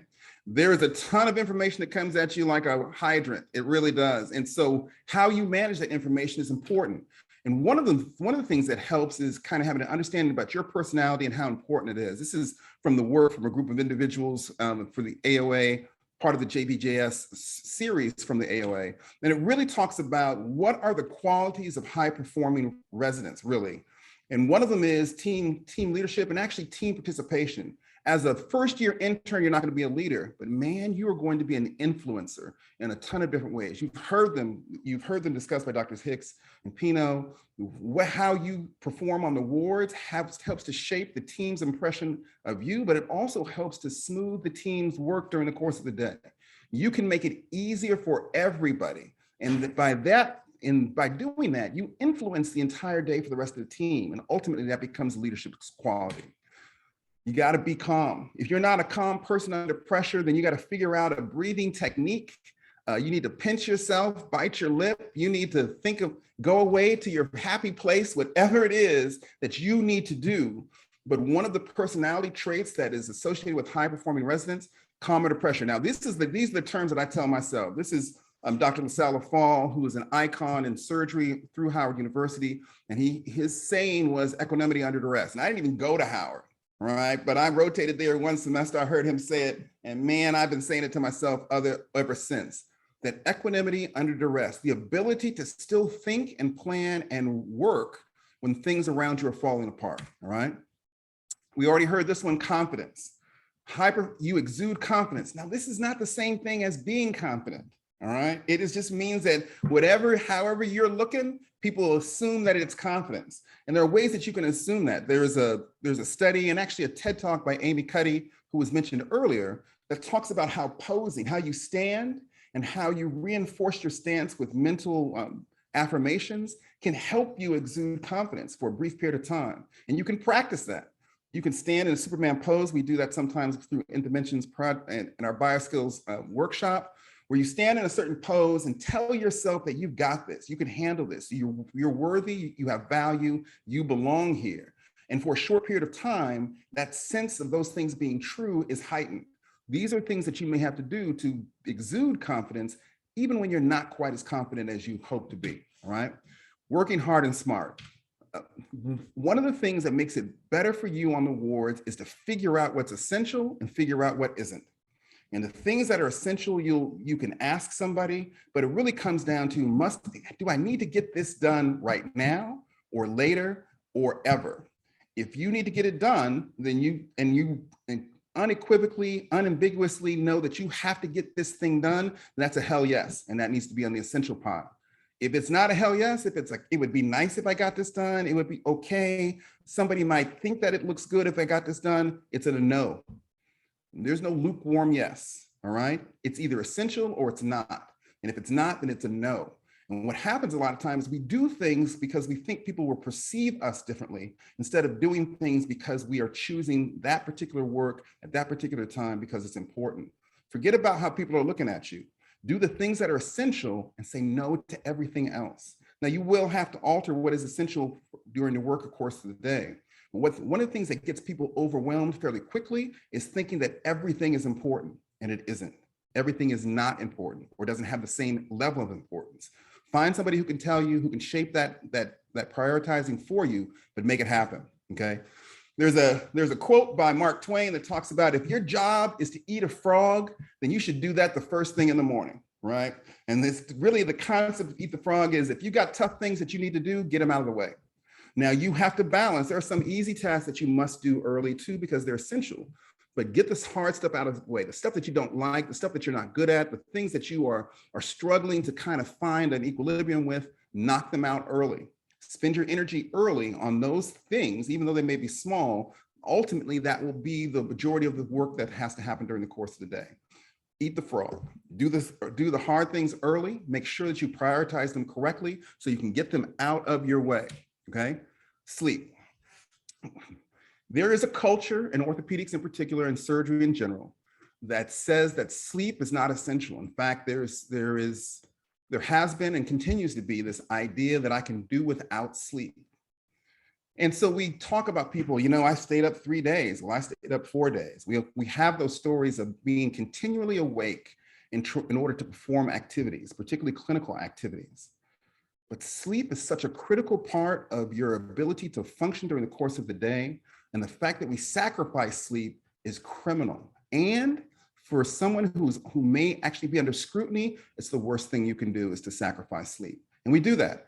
Uh-oh, I've gotten a warning. Uh-oh, I've gotten a red flag. I need to stay up. I need to do more. I need to work harder. I need to be awake. I need to be awake. I need to be awake. And being awake for continual periods of time makes you less and less productive. In fact, it gets in the way of you being able to think about anything at all. So this is actually part of a study that talks about sleep deprivation. Sleep deprivation, basically for 24 hours of not sleeping or not sleeping consistently, is equal to a blood alcohol content of 0.1. So hopefully none of you are familiar with what the levels are, but for those of you who have been stopped, or have had to inquire, 0.08 is generally the threshold for being considered drunk under the influence or driving under the influence in most of the states in the United States. But you can actually get the equivalent of being way over the DUI limit simply by not sleeping. Now, how is that going to make you a better physician, particularly if you're in trouble? How is it going to make you think better, make better decisions, be a better planner, be able to come up with information more readily? Many of us have had that experience where we knew the answer, but we just couldn't think of it in the flow of the questioning, in the flow of rounds, in the flow of the operating room, because we're exhausted, because we're tired, and because our brain is shutting down. Don't let that happen to you. You've got to fight for sleep. You've got to prioritize sleep. You've got to plan for sleep. It's one of the critical superpowers that you can inject into your day, into your existence, into your internship, and through residency. And you're going to have pressure. You're going to feel it. There's going to be pressure for you to sacrifice sleep. Don't do it. Sacrifice something else. There's truly a trade-off between that. But man, we definitely don't want to be walking around like we're drunk. And that's what we try and do if we don't sleep, okay? Mentorship. Mentorship is a critical component to you being successful. And mentorship is a give and take. In order for you to really benefit from mentorship, you're going to have to talk to your mentor.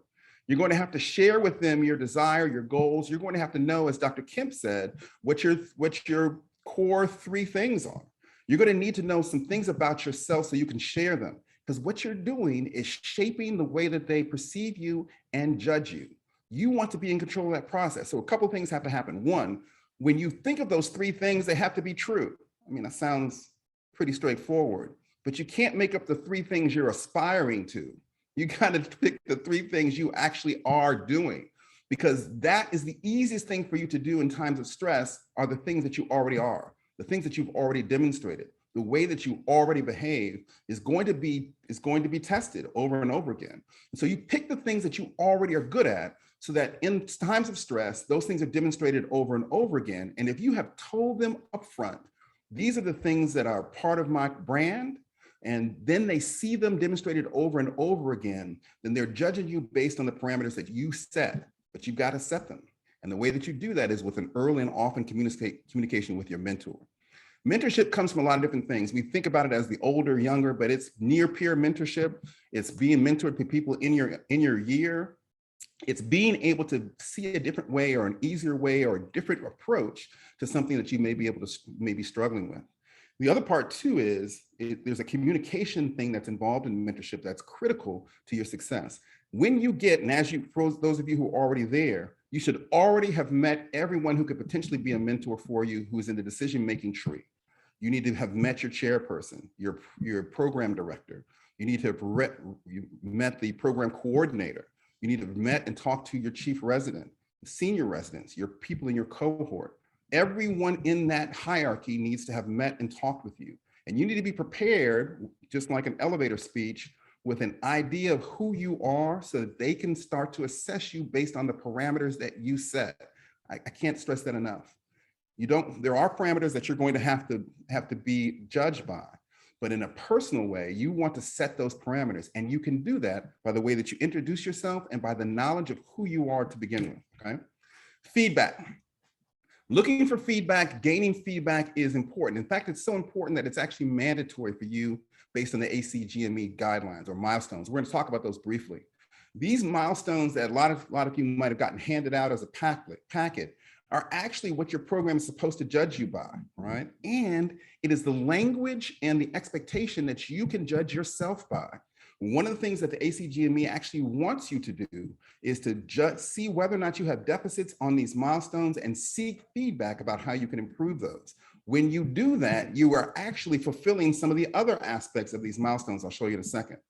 But mentorship and feedback are the number one and number 2 things and ways that individuals either stay out of trouble or the things that are used to get them out of trouble. So the goal here is for you to seek mentorship and feedback early and often. The goal here is for you to understand that this is the best way for you to stay out of trouble.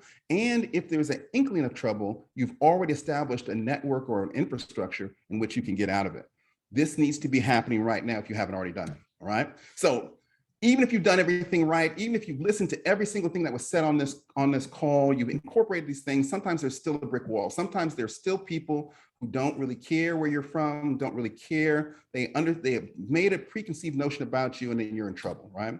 Most of the time, this is from a biased perspective. We all understand about bias. Bias isn't bad by itself, but it's how we deal with bias, how we have it operate in our lives that makes it either negative or positive, okay? These are some of the types of bias. Confirmation bias, this is very frequently inoperant when people are in trouble. Somebody has scrutinizing you from the very beginning, sees one thing that confirms to them, yeah, I knew that this person didn't need this spot or didn't earn this spot or didn't deserve this spot. Or, as I have actually heard on several calls, took that spot away from somebody else, right? Confirmation bias is operant, and it is something that to be aware of, okay? Anchor bias. These are the folks who aren't going to change no matter what, okay? Showed up the first day and did a total hip in 30 minutes. They're still going to be anchored in the fact that you don't belong there and they don't care what you do. And you've got to stop trying to do things to change the perception of these individuals. Some of these will identify themselves to you, others will not. What you have to concentrate on is your performance, your preparation, and your study, okay? So bias repellent. Number one thing that you need to do is to appear warm. Now, Dr. Kemp talked about Amy Cuddy. There's a whole group of literature that talks about warmth versus competence. You've seen these things discussed. The number one thing that we do when we go into these environments where we're new is we want to appear like we are competent. That's what we try to do. We want to appear like, yeah, we know. Yeah, I can handle, I belong here. And that's the wrong approach. What you want to appear is likable if you can. What you want to appear is if people can find the time or spend time with you in a pleasant way. Smile is the number one way to do that. The smile is the number one way that people are going to be able to judge or assess, particularly for folks with melanated skin when they're not used to it. The smile is the most universal facial expression that helps people to understand, hey, I'm okay, I'm benign, you can trust me. You want to establish that first before you can show somebody how serious and competent you are. What the mistake that we very frequently make is we arrive in these situations in business mode. I'm serious, I'm not smiling, I can't hang out, I'm not laughing. I want you to know how serious I am. And what that does is that for folks who are trying to reach out, it makes it harder. And for folks who aren't really trying, it makes them confirm that, yeah, this person really isn't a good fit. Fit is an incredible term that has been placed on a ton of dismissal documents as well as remediation documents. And the way that you manage fit is by seeming likable. You got that? All right. Eye contact. Eye contact is important. Eye contact can be managed. Eye contact actually has science to it, all right? Generally, you're gonna look at somebody 3 to 5 seconds at a time. When you're speaking, you wanna do that 50% of the time. When you're not, you wanna listening 70% of the time. You don't wanna just be staring them down, okay? But you certainly want to make sure eye contact. Where your eyes go gives individuals kind of subconscious ideas about how they can trust you. When you look down, which is what a lot of people end up doing when they're looking at their screens, their phone, their laptop, their tablet, and when you look down, that's an indication that you're not trustworthy. That's just from a scientific standpoint.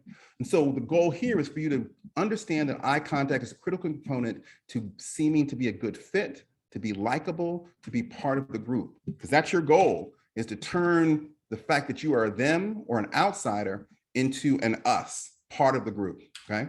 So you got to think a little bit differently about how you're going to approach. You have to understand that warmth, the idea that I'm likable or at least trustworthy, is much more important than whether or not I'm competent. Nobody can know if you're competent the first week. Nobody knows anything about you except how you showed up and how your body language has signaled to them who you can be for them, all right?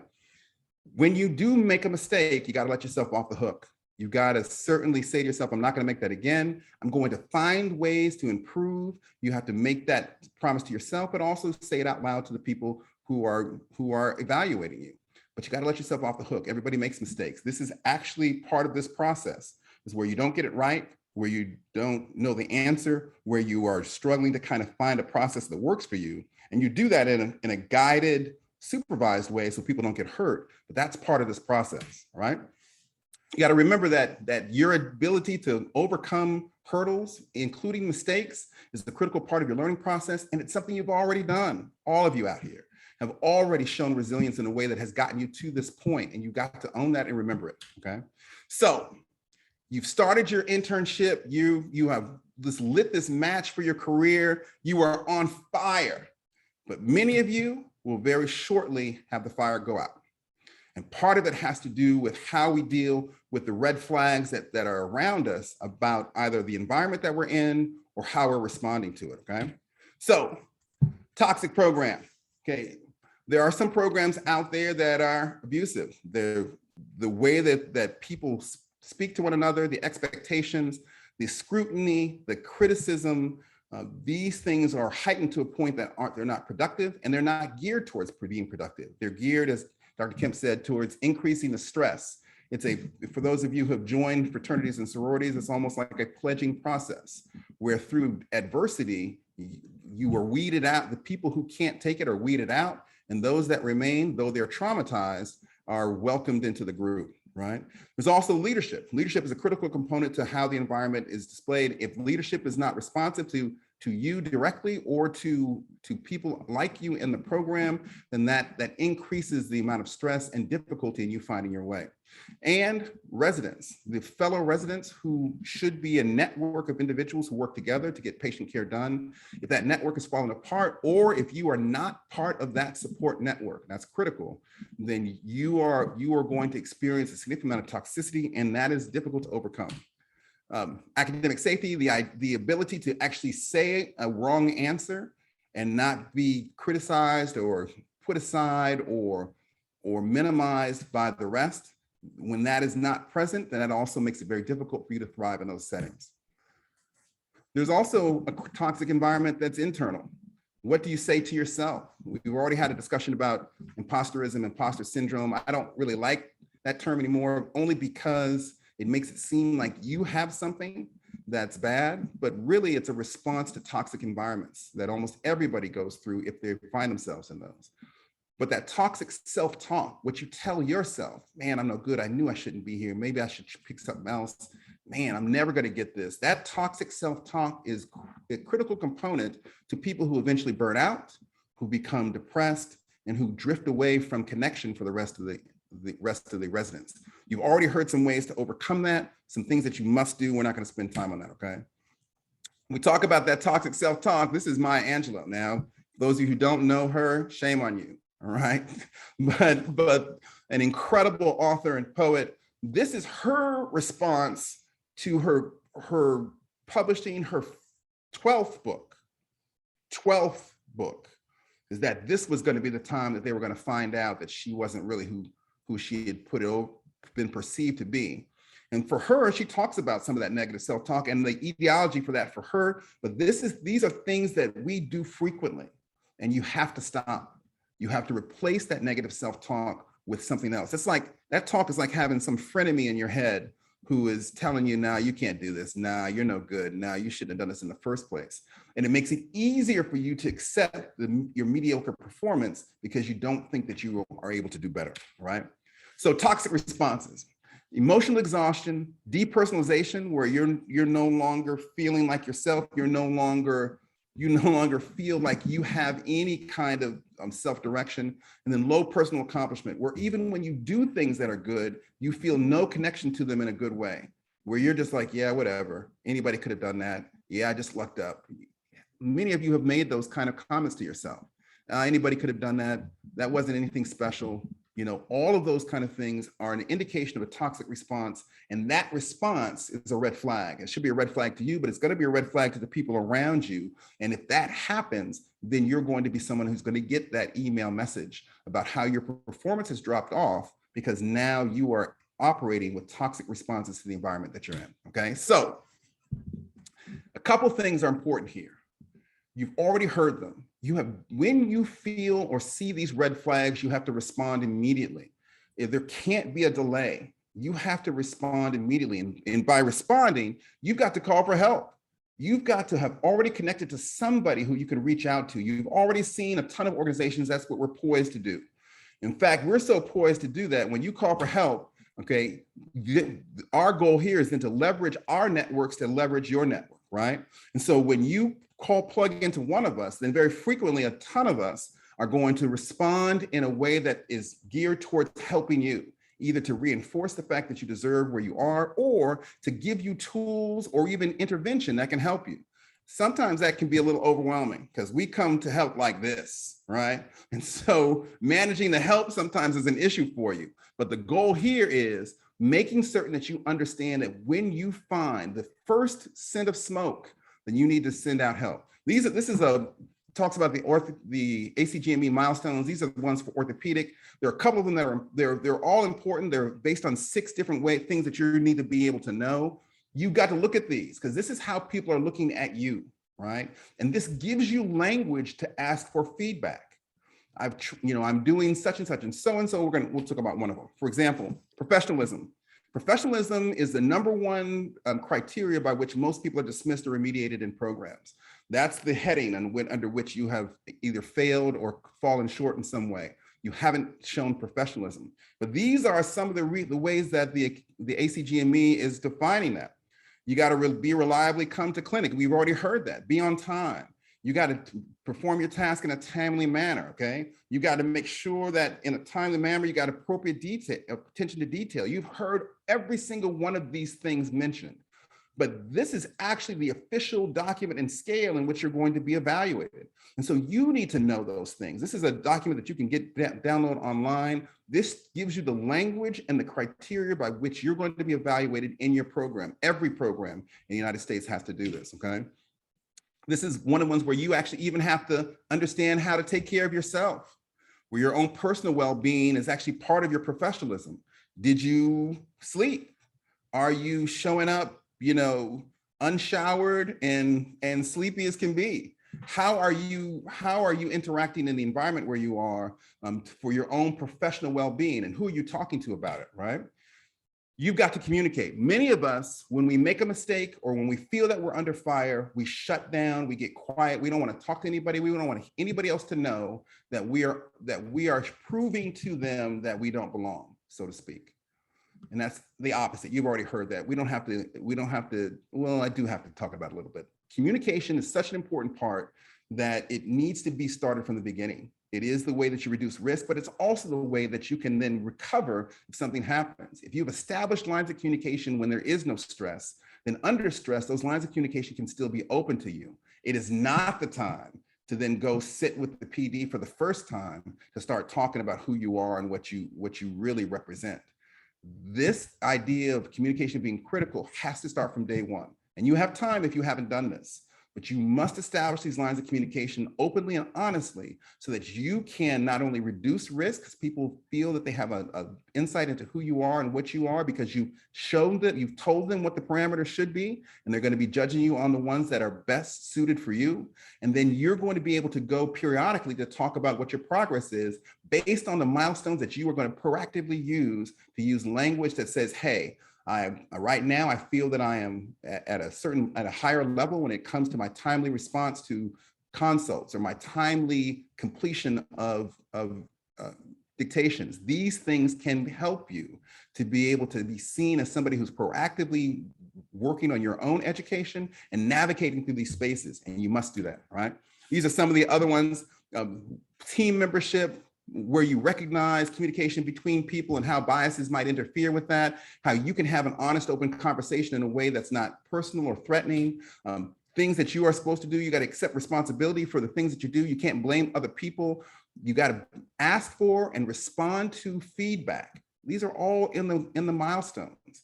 And that idea of being able to ask somebody, hey, I've been doing this, for a month. What do you think about my ability to respond to feedback? What do you think about my ability to be timely in my in my response to notes and or dictations? And you can get direct feedback on those things that'll help you to understand where you stand with these milestones, okay? Again, very frequently you may find a brick wall. You may find some individuals who have pointed out certain things or targeted certain things that really aren't representative of who you are.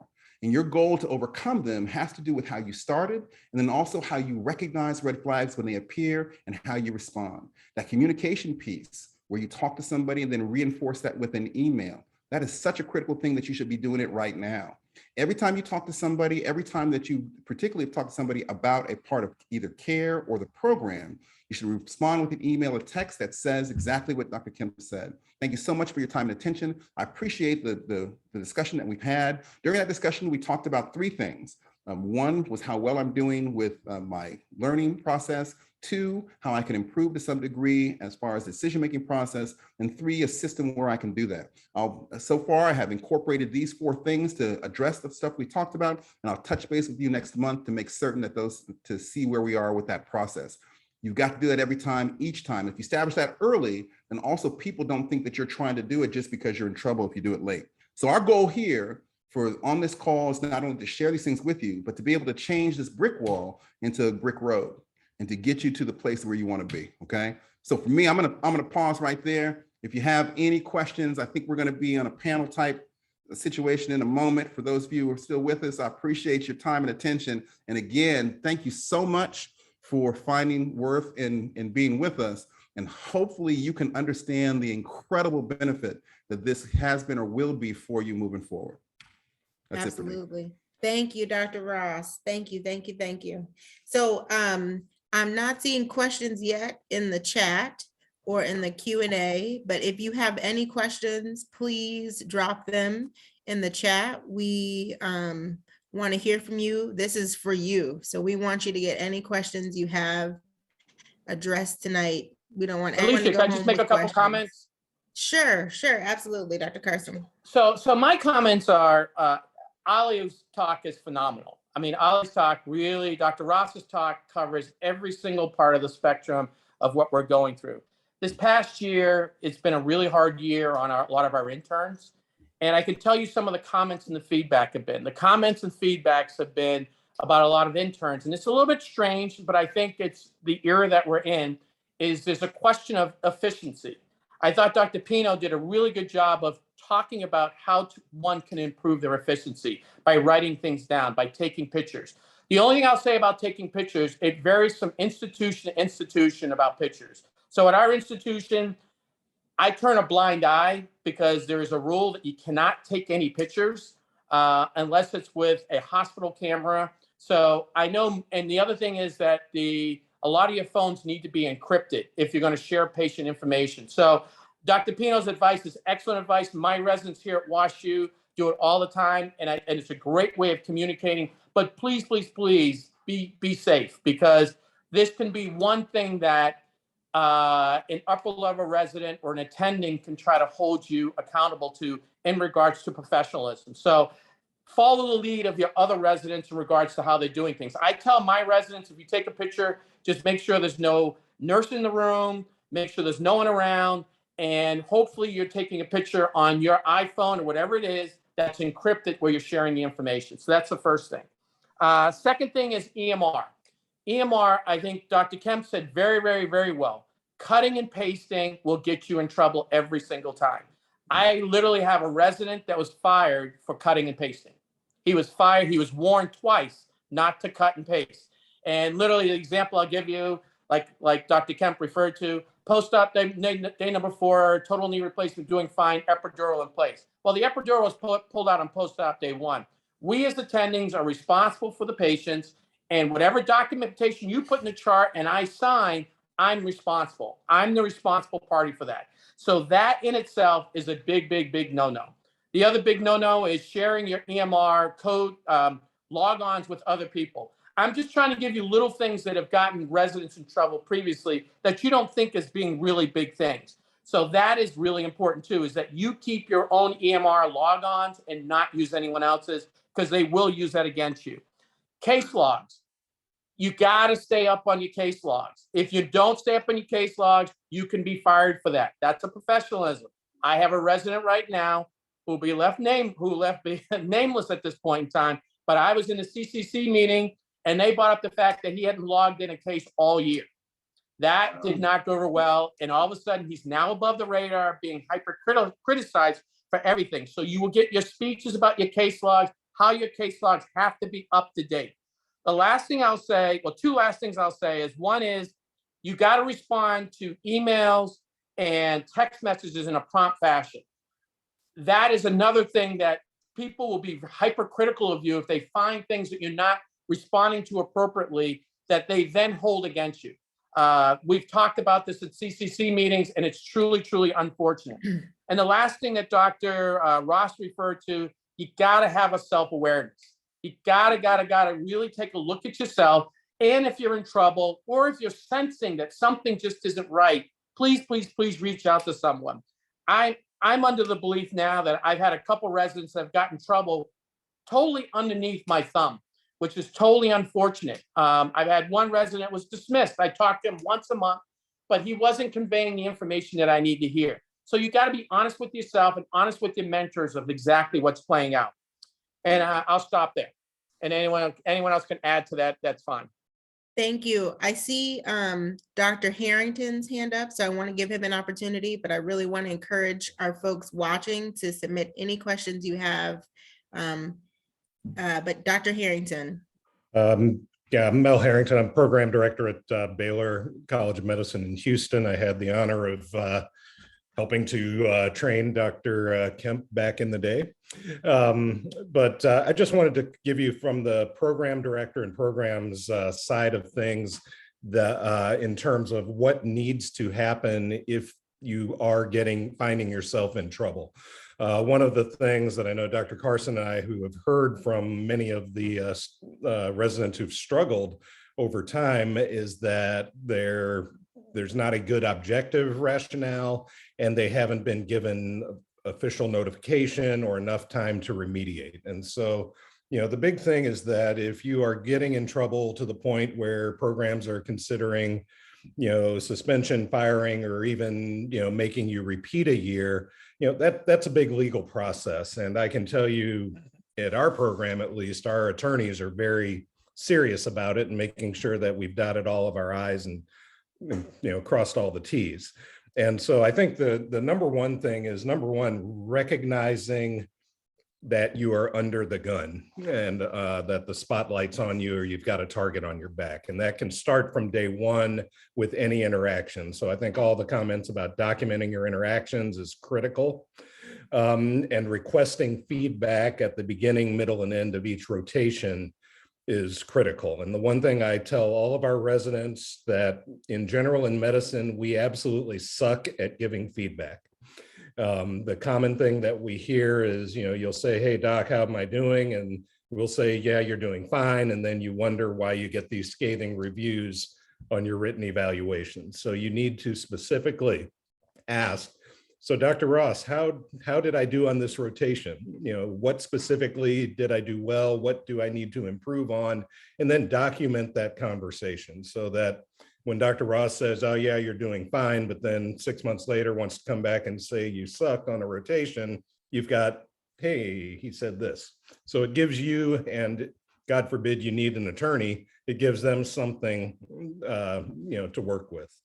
But if you do get in trouble, the critical thing is that you need to develop a formal remediation plan. Your program needs to do this. Your program director needs to do it. So that means you need to have a formal sit-down talk in writing with what are your issues, what are the concerns and issues. Typically, we break that down by all of the 6 competencies in ACGME speak of, your medical knowledge, the concern is this, professionalism is this, or systems-based practice is this, whatever they are.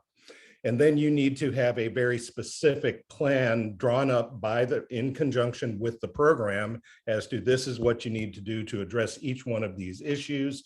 And this is what you will do as the resident, and this is what the program will do to help you achieve those goals. And then you need to have what the follow-up is going to be, that we will meet at the midpoint of the next rotation or the end of the next rotation. And then you need to have what the potential consequences will be at the end of the remediation program, whether that's to continue with the program, suspension, firing, whatever that may be. And then you need to sign off on that. You need to get a copy of that in writing. And, that's how you need to proceed, because the common thing I hear is that, oh yeah, they said I was a little behind and didn't get anything in writing, no official discussions. And oh yeah, they said I'm still behind. And now they want me to repeat a year. And you've had no opportunity to improve. You haven't known exactly what you were behind in. And, it's just a bad situation. And so you've got to defend yourself and be prepared, because while your program director and department chair may have really wanted to improve the diversity of your program, there may be some faculty members who don't. And so, you've got, if you get the spidey sense tingling that something's not right, start documenting and just be prepared, like all the previous folks have said. Absolutely. Thank you, Dr. Harrington. And you got to find your allies. So Dr. Harrington was an ally for me. If something was happening or somebody thought I got an email that said I was Dr. Robertson at the time, Dr. Robertson did such and such an ER in the ER or in the OR. There was an email with them, Dr. Harrington, and another attending that I always kept them in the loop, and I always tried to get at least my side of the story out so that it's known and so they can start advocating for you. But if you suffer in silence, people can't advocate for you. So please pay attention. When those spidey senses go up, you got to reach out for help, and you got to reach out early. So there's a question in the chat. I see Dr. Bilbrew and Dr. Payeras. I see their hand up. So if both of you could weigh in on this. So the first question is, what should I do if I'm transitioning as a PGY2, if I'm starting at PGY2 level? And then the second question is, what should I do if the the culture at my program is to share their EMR password? Should I decline? So if Dr. Payeras and Dr. Bilbrew could answer that question. I'll start with the question of what do you do if you're entering as a second year, and I responded in the chat itself, which is that is a really hard position to come in. As all of the panelists have been speaking, I'm usually the one that's really raw. I'm not an academic, so I don't have anyone that can call my name at the end of the day. But here's what this is to everyone, and specifically to the person that's transitioning into a new program, which is, and it's harsh. It's not if you're gonna cry, it's when. That's how sometimes I describe residency, which that's how difficult it can be. And that's whether you are a man or a woman, it does not matter, okay? And there's no shame in it. This is a difficult 5 years. It is going to take a toll on you physically, emotionally, spiritually, mentally, intellectually. It's a lot that you're about to go through.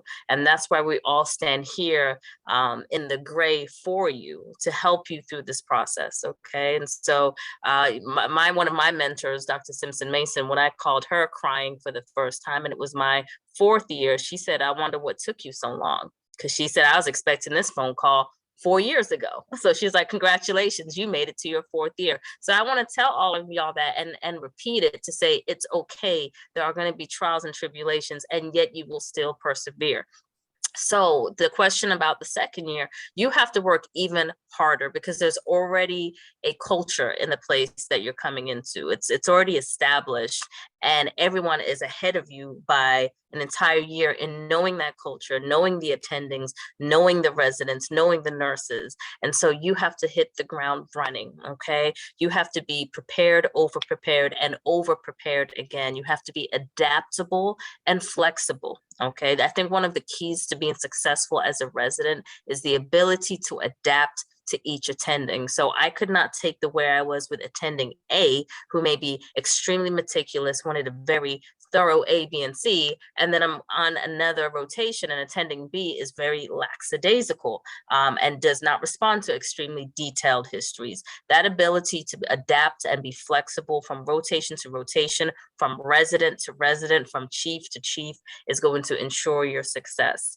One of the main pieces of advice I tell people is find a mentor and find a sponsor.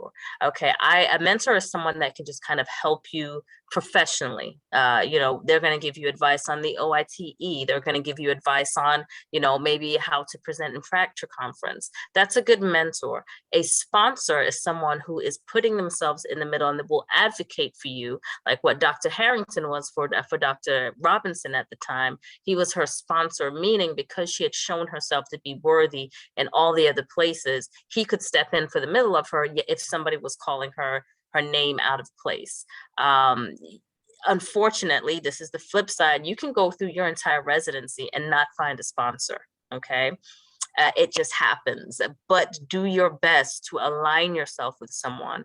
I forgot who gave a presentation earlier, but it said kind of discover what you have in common with other attendings, right? So I was a Black girl from Atlanta who ended up in Texas at a program where I was the second Black person ever.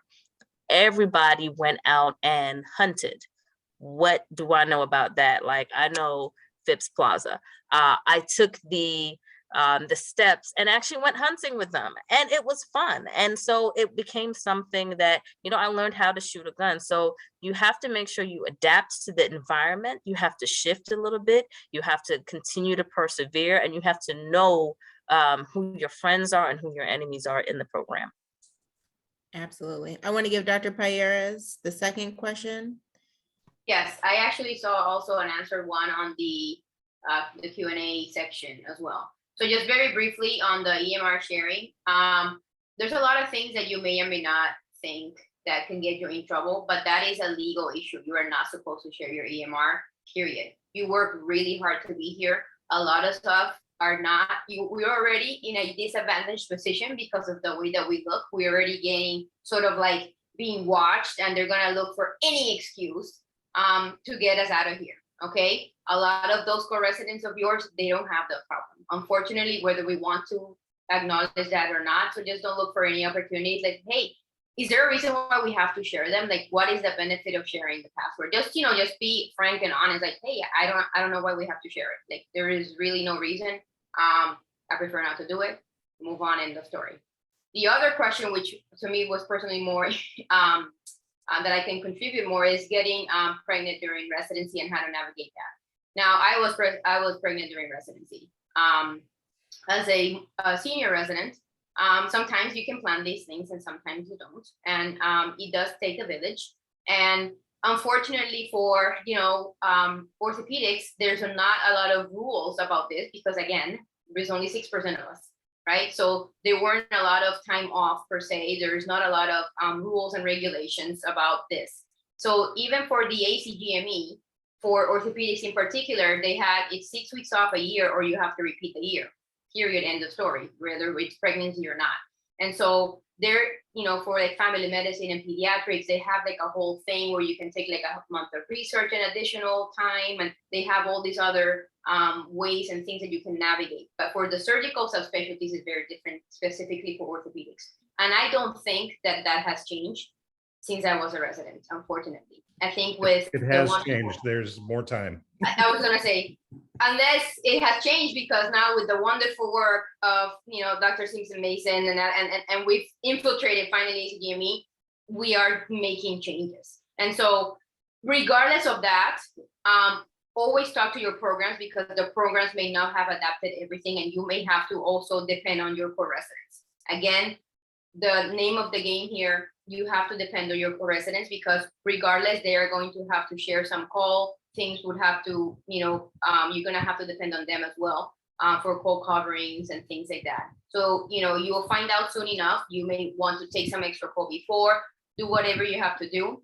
But remember, at the end of the day, it is your life and it's your baby and it's your family, and that is your priority. You have to take care of yourself first, okay? Make sure you don't get yourself in trouble, and you have to take care of your baby and your family. And then the same thing comes for when you are doing it after. For your partner, make sure that they also take some time, not just when you are taking the immediate maternity leave or paternity leave, where whoever your significant other is, take some time when the baby's born, but also when you go back right after. okay? And you may want to, distribute that time evenly. We had a fantastic collaboration webinar on family matters. I think it's saved. It should be on YouTube for RJOS. And we talked a lot in detail on how to navigate some of those things. And, we can always talk about a lot of those other issues as well. But don't be scared, and it's totally doable. And if that's something that you want to do, you can also do it as well. Don't wait if you don't have to. Can I just add something? And if you're breastfeeding, yeah, we're going to talk about breastfeeding. There's enough women on the panel. Please get the Willow or the Elfie. I used the Willow and it was great. I have lots of Willow bags. So whoever this resident is, they're not used, of course. I have like hundreds and hundreds of them. You can also have my Willow because I have no need for it anymore. I can clean it and sanitize it. Insurance does cover it, but they're like $500. And it's always good to have an extra set. So if you need any of that stuff, I have it just sitting in my nursery. Feel free to hit me up afterwards. Our program's insurance covered our breast pumps. They didn't have the Willow when I was doing it, but that would have been the one that I would have gotten. Yeah, you can operate with the Willow because I did. That's a really plan it, coordinate, have your space. They've definitely done that. When you're taking your boards now, it's actually required that they have a space for you to do that.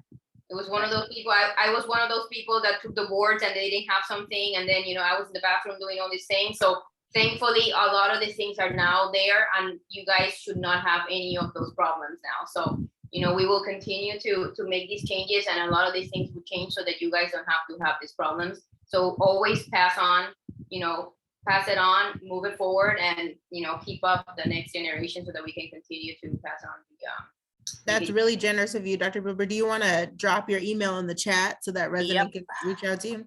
And I would just say build a village. So one of the best pieces of advice Mary O'Connor loves to give women is, you shouldn't be doing laundry when you could be publishing research, right? So build your village. You got to figure out who's going to help you.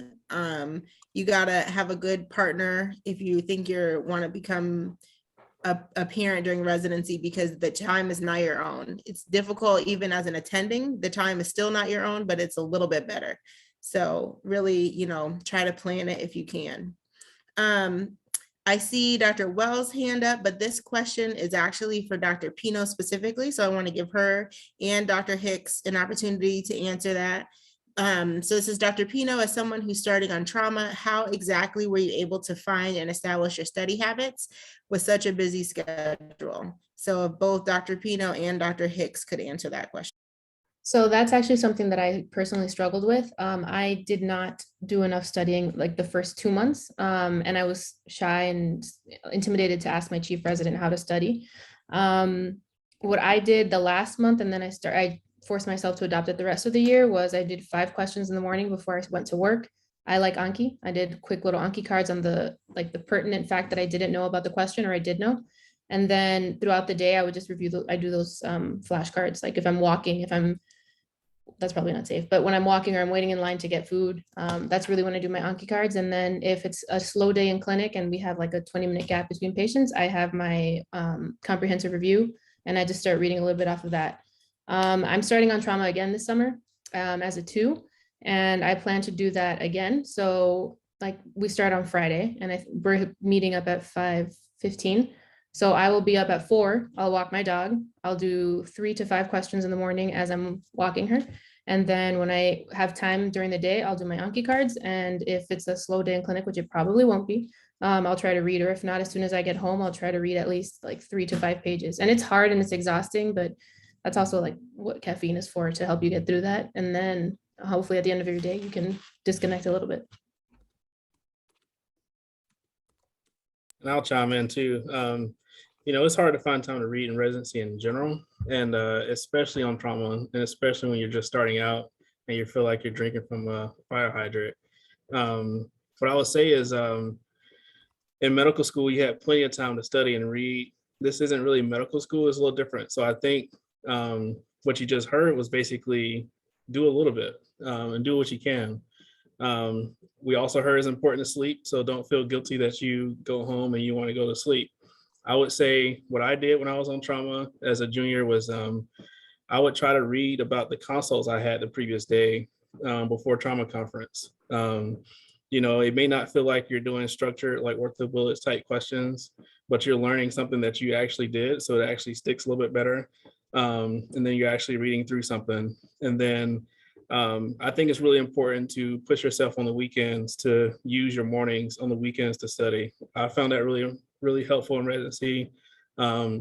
You know, a lot of times during the week, you're trying to do things in between clinic or in between cases, but on the weekends is where I found my more structured sort of studying. And I would set aside, you know, maybe 8 to 12, you know, 6 to 10 or something like that.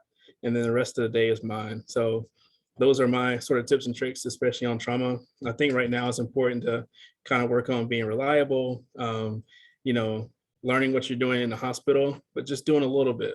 Don't try to bite off too much. Don't try to read, you know, an entire chapter on patella fractures. Just read a little bit. A little bit will help.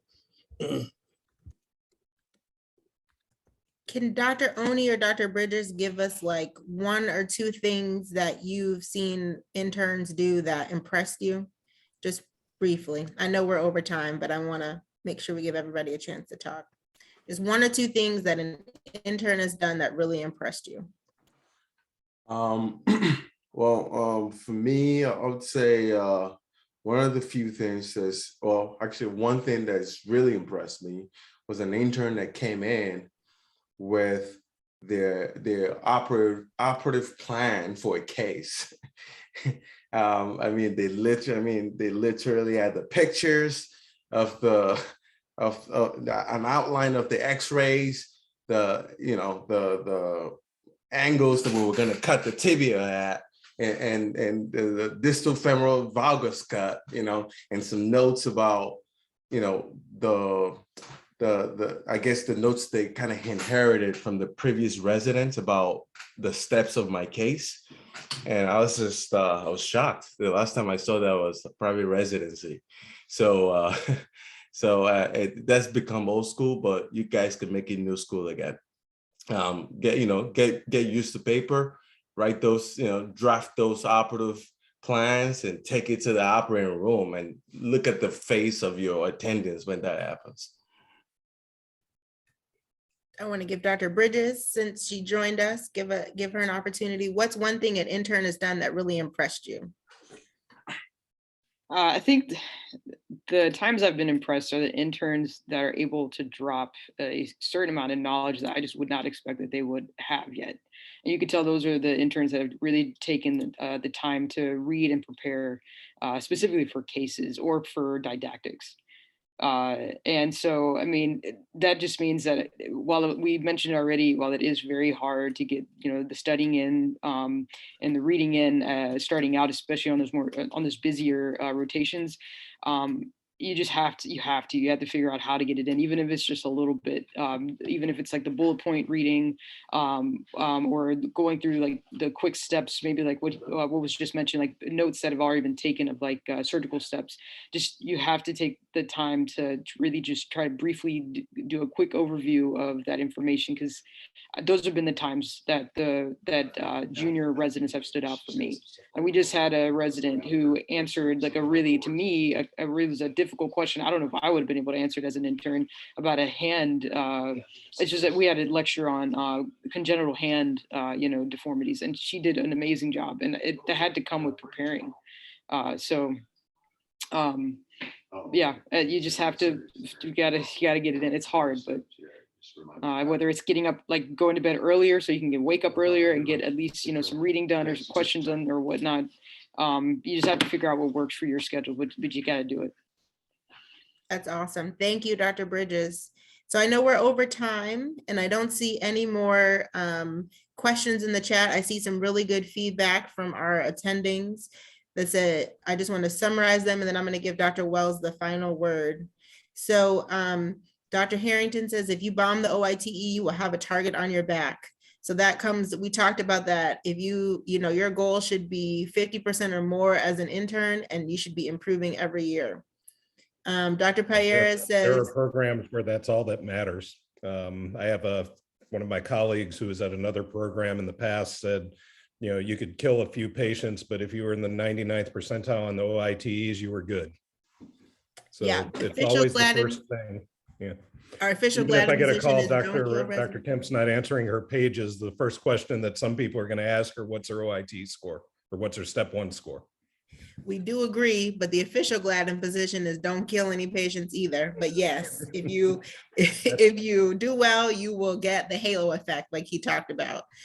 Dr. Payeras says, it's just like working out. You don't need to set apart 2 hours of study time. If you can do 15 to 20 minutes a day and be consistent, you will get the results that you want.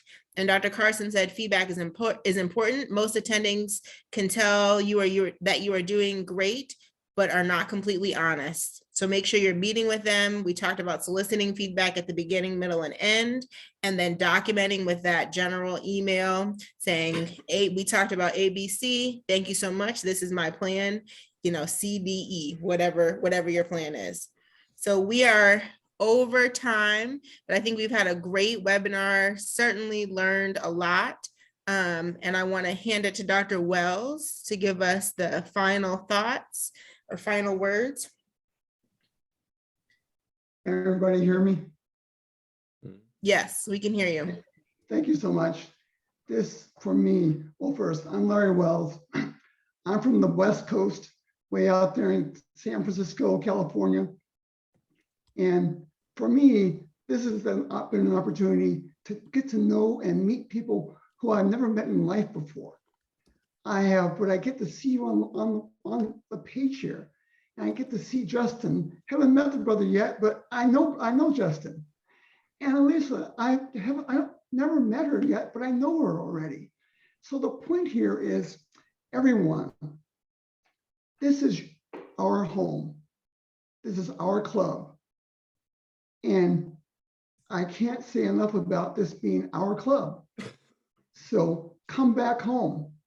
When you need something, email, talk, text, whatever. Get back, grow your network. This is our network. And I'm incredibly amazed at how quickly it's grown and want to get feedback from all of you. This is my presidential year. And so I've got to get an A+. That's what my mama said. And so the only way I can get an A+ is by learn what to do better and what I can encourage us to do better as a group. So network. This is our network. I think it's important for us to continue to grow it and tell other people who aren't here today, share with them what you learned today. This whole session has been recorded and it'll be available for review. And I'm hopeful that we can get this session posted up on the website for people to see that later on and review and review and review. The other thing was comment about the sponsorship opportunities. Dr. Kemp mentioned mentorship and sponsorship. Sponsorship is something totally different, but we have to figure out ways to engineer sponsorship opportunities. And one way we can engineer sponsorship opportunities is by being the best that we can be, because everybody likes to hang out with a winner. And so those who want to help support us in our mission and our desires, we can help find those sponsors for us. And so that's one of my goals during this time, is for us to create sponsorship opportunities for us GLAD and members, our things that we can value added. Don't forget about the Cobb Institute. There are opportunities through Cobb. And our executive director, who's not here, who's also the CEO of the Cobb Institute, Randall Morgan. Some of you know him. There's opportunities that we need to explore there as well. Lastly, I want to say this, is that I'm a person who likes to have a study buddy. And I think Dr. Kemp mentioned this, and Dr. Bilbrew has spoken about this. I encourage you to get a study buddy. Dr. Pino is going to be up at 4 o'clock in the morning walking her dog. And well, I would say that's great. I can't walk with you, but perhaps while you're walking your dog, we could be doing some questions together in the question bank together. 10, 15 minutes, it will work. So don't do this alone. We got 5 years or 6 years and beyond. So enjoy. enjoy the time. I've had a great time tonight with you, and I hope to do more and more with you all, and look forward to us going forward. Great. Thank you. Thank you. Thanks, everybody. Thank you, Dr. Wells. So just one more shameless plug. So we are starting this longitudinal OITE review course. So if you are a PGY 1 through 5, we have put together a fabulous faculty who will kind of lead a 2-hour discussion each Wednesday up until the OITE. So on all the subspecialties. So please be on the lookout, register for that, because we want to see you all be successful. So thank you so much for staying over, and appreciate our fabulous faculty who spoke up tonight, the residents who came out also. We really appreciate you giving of your time, and thank everyone for joining. Have a great Ashley, night. thank you for data trace. Audrey, thanks. Thank you, everybody. Thanks, everybody. Okay.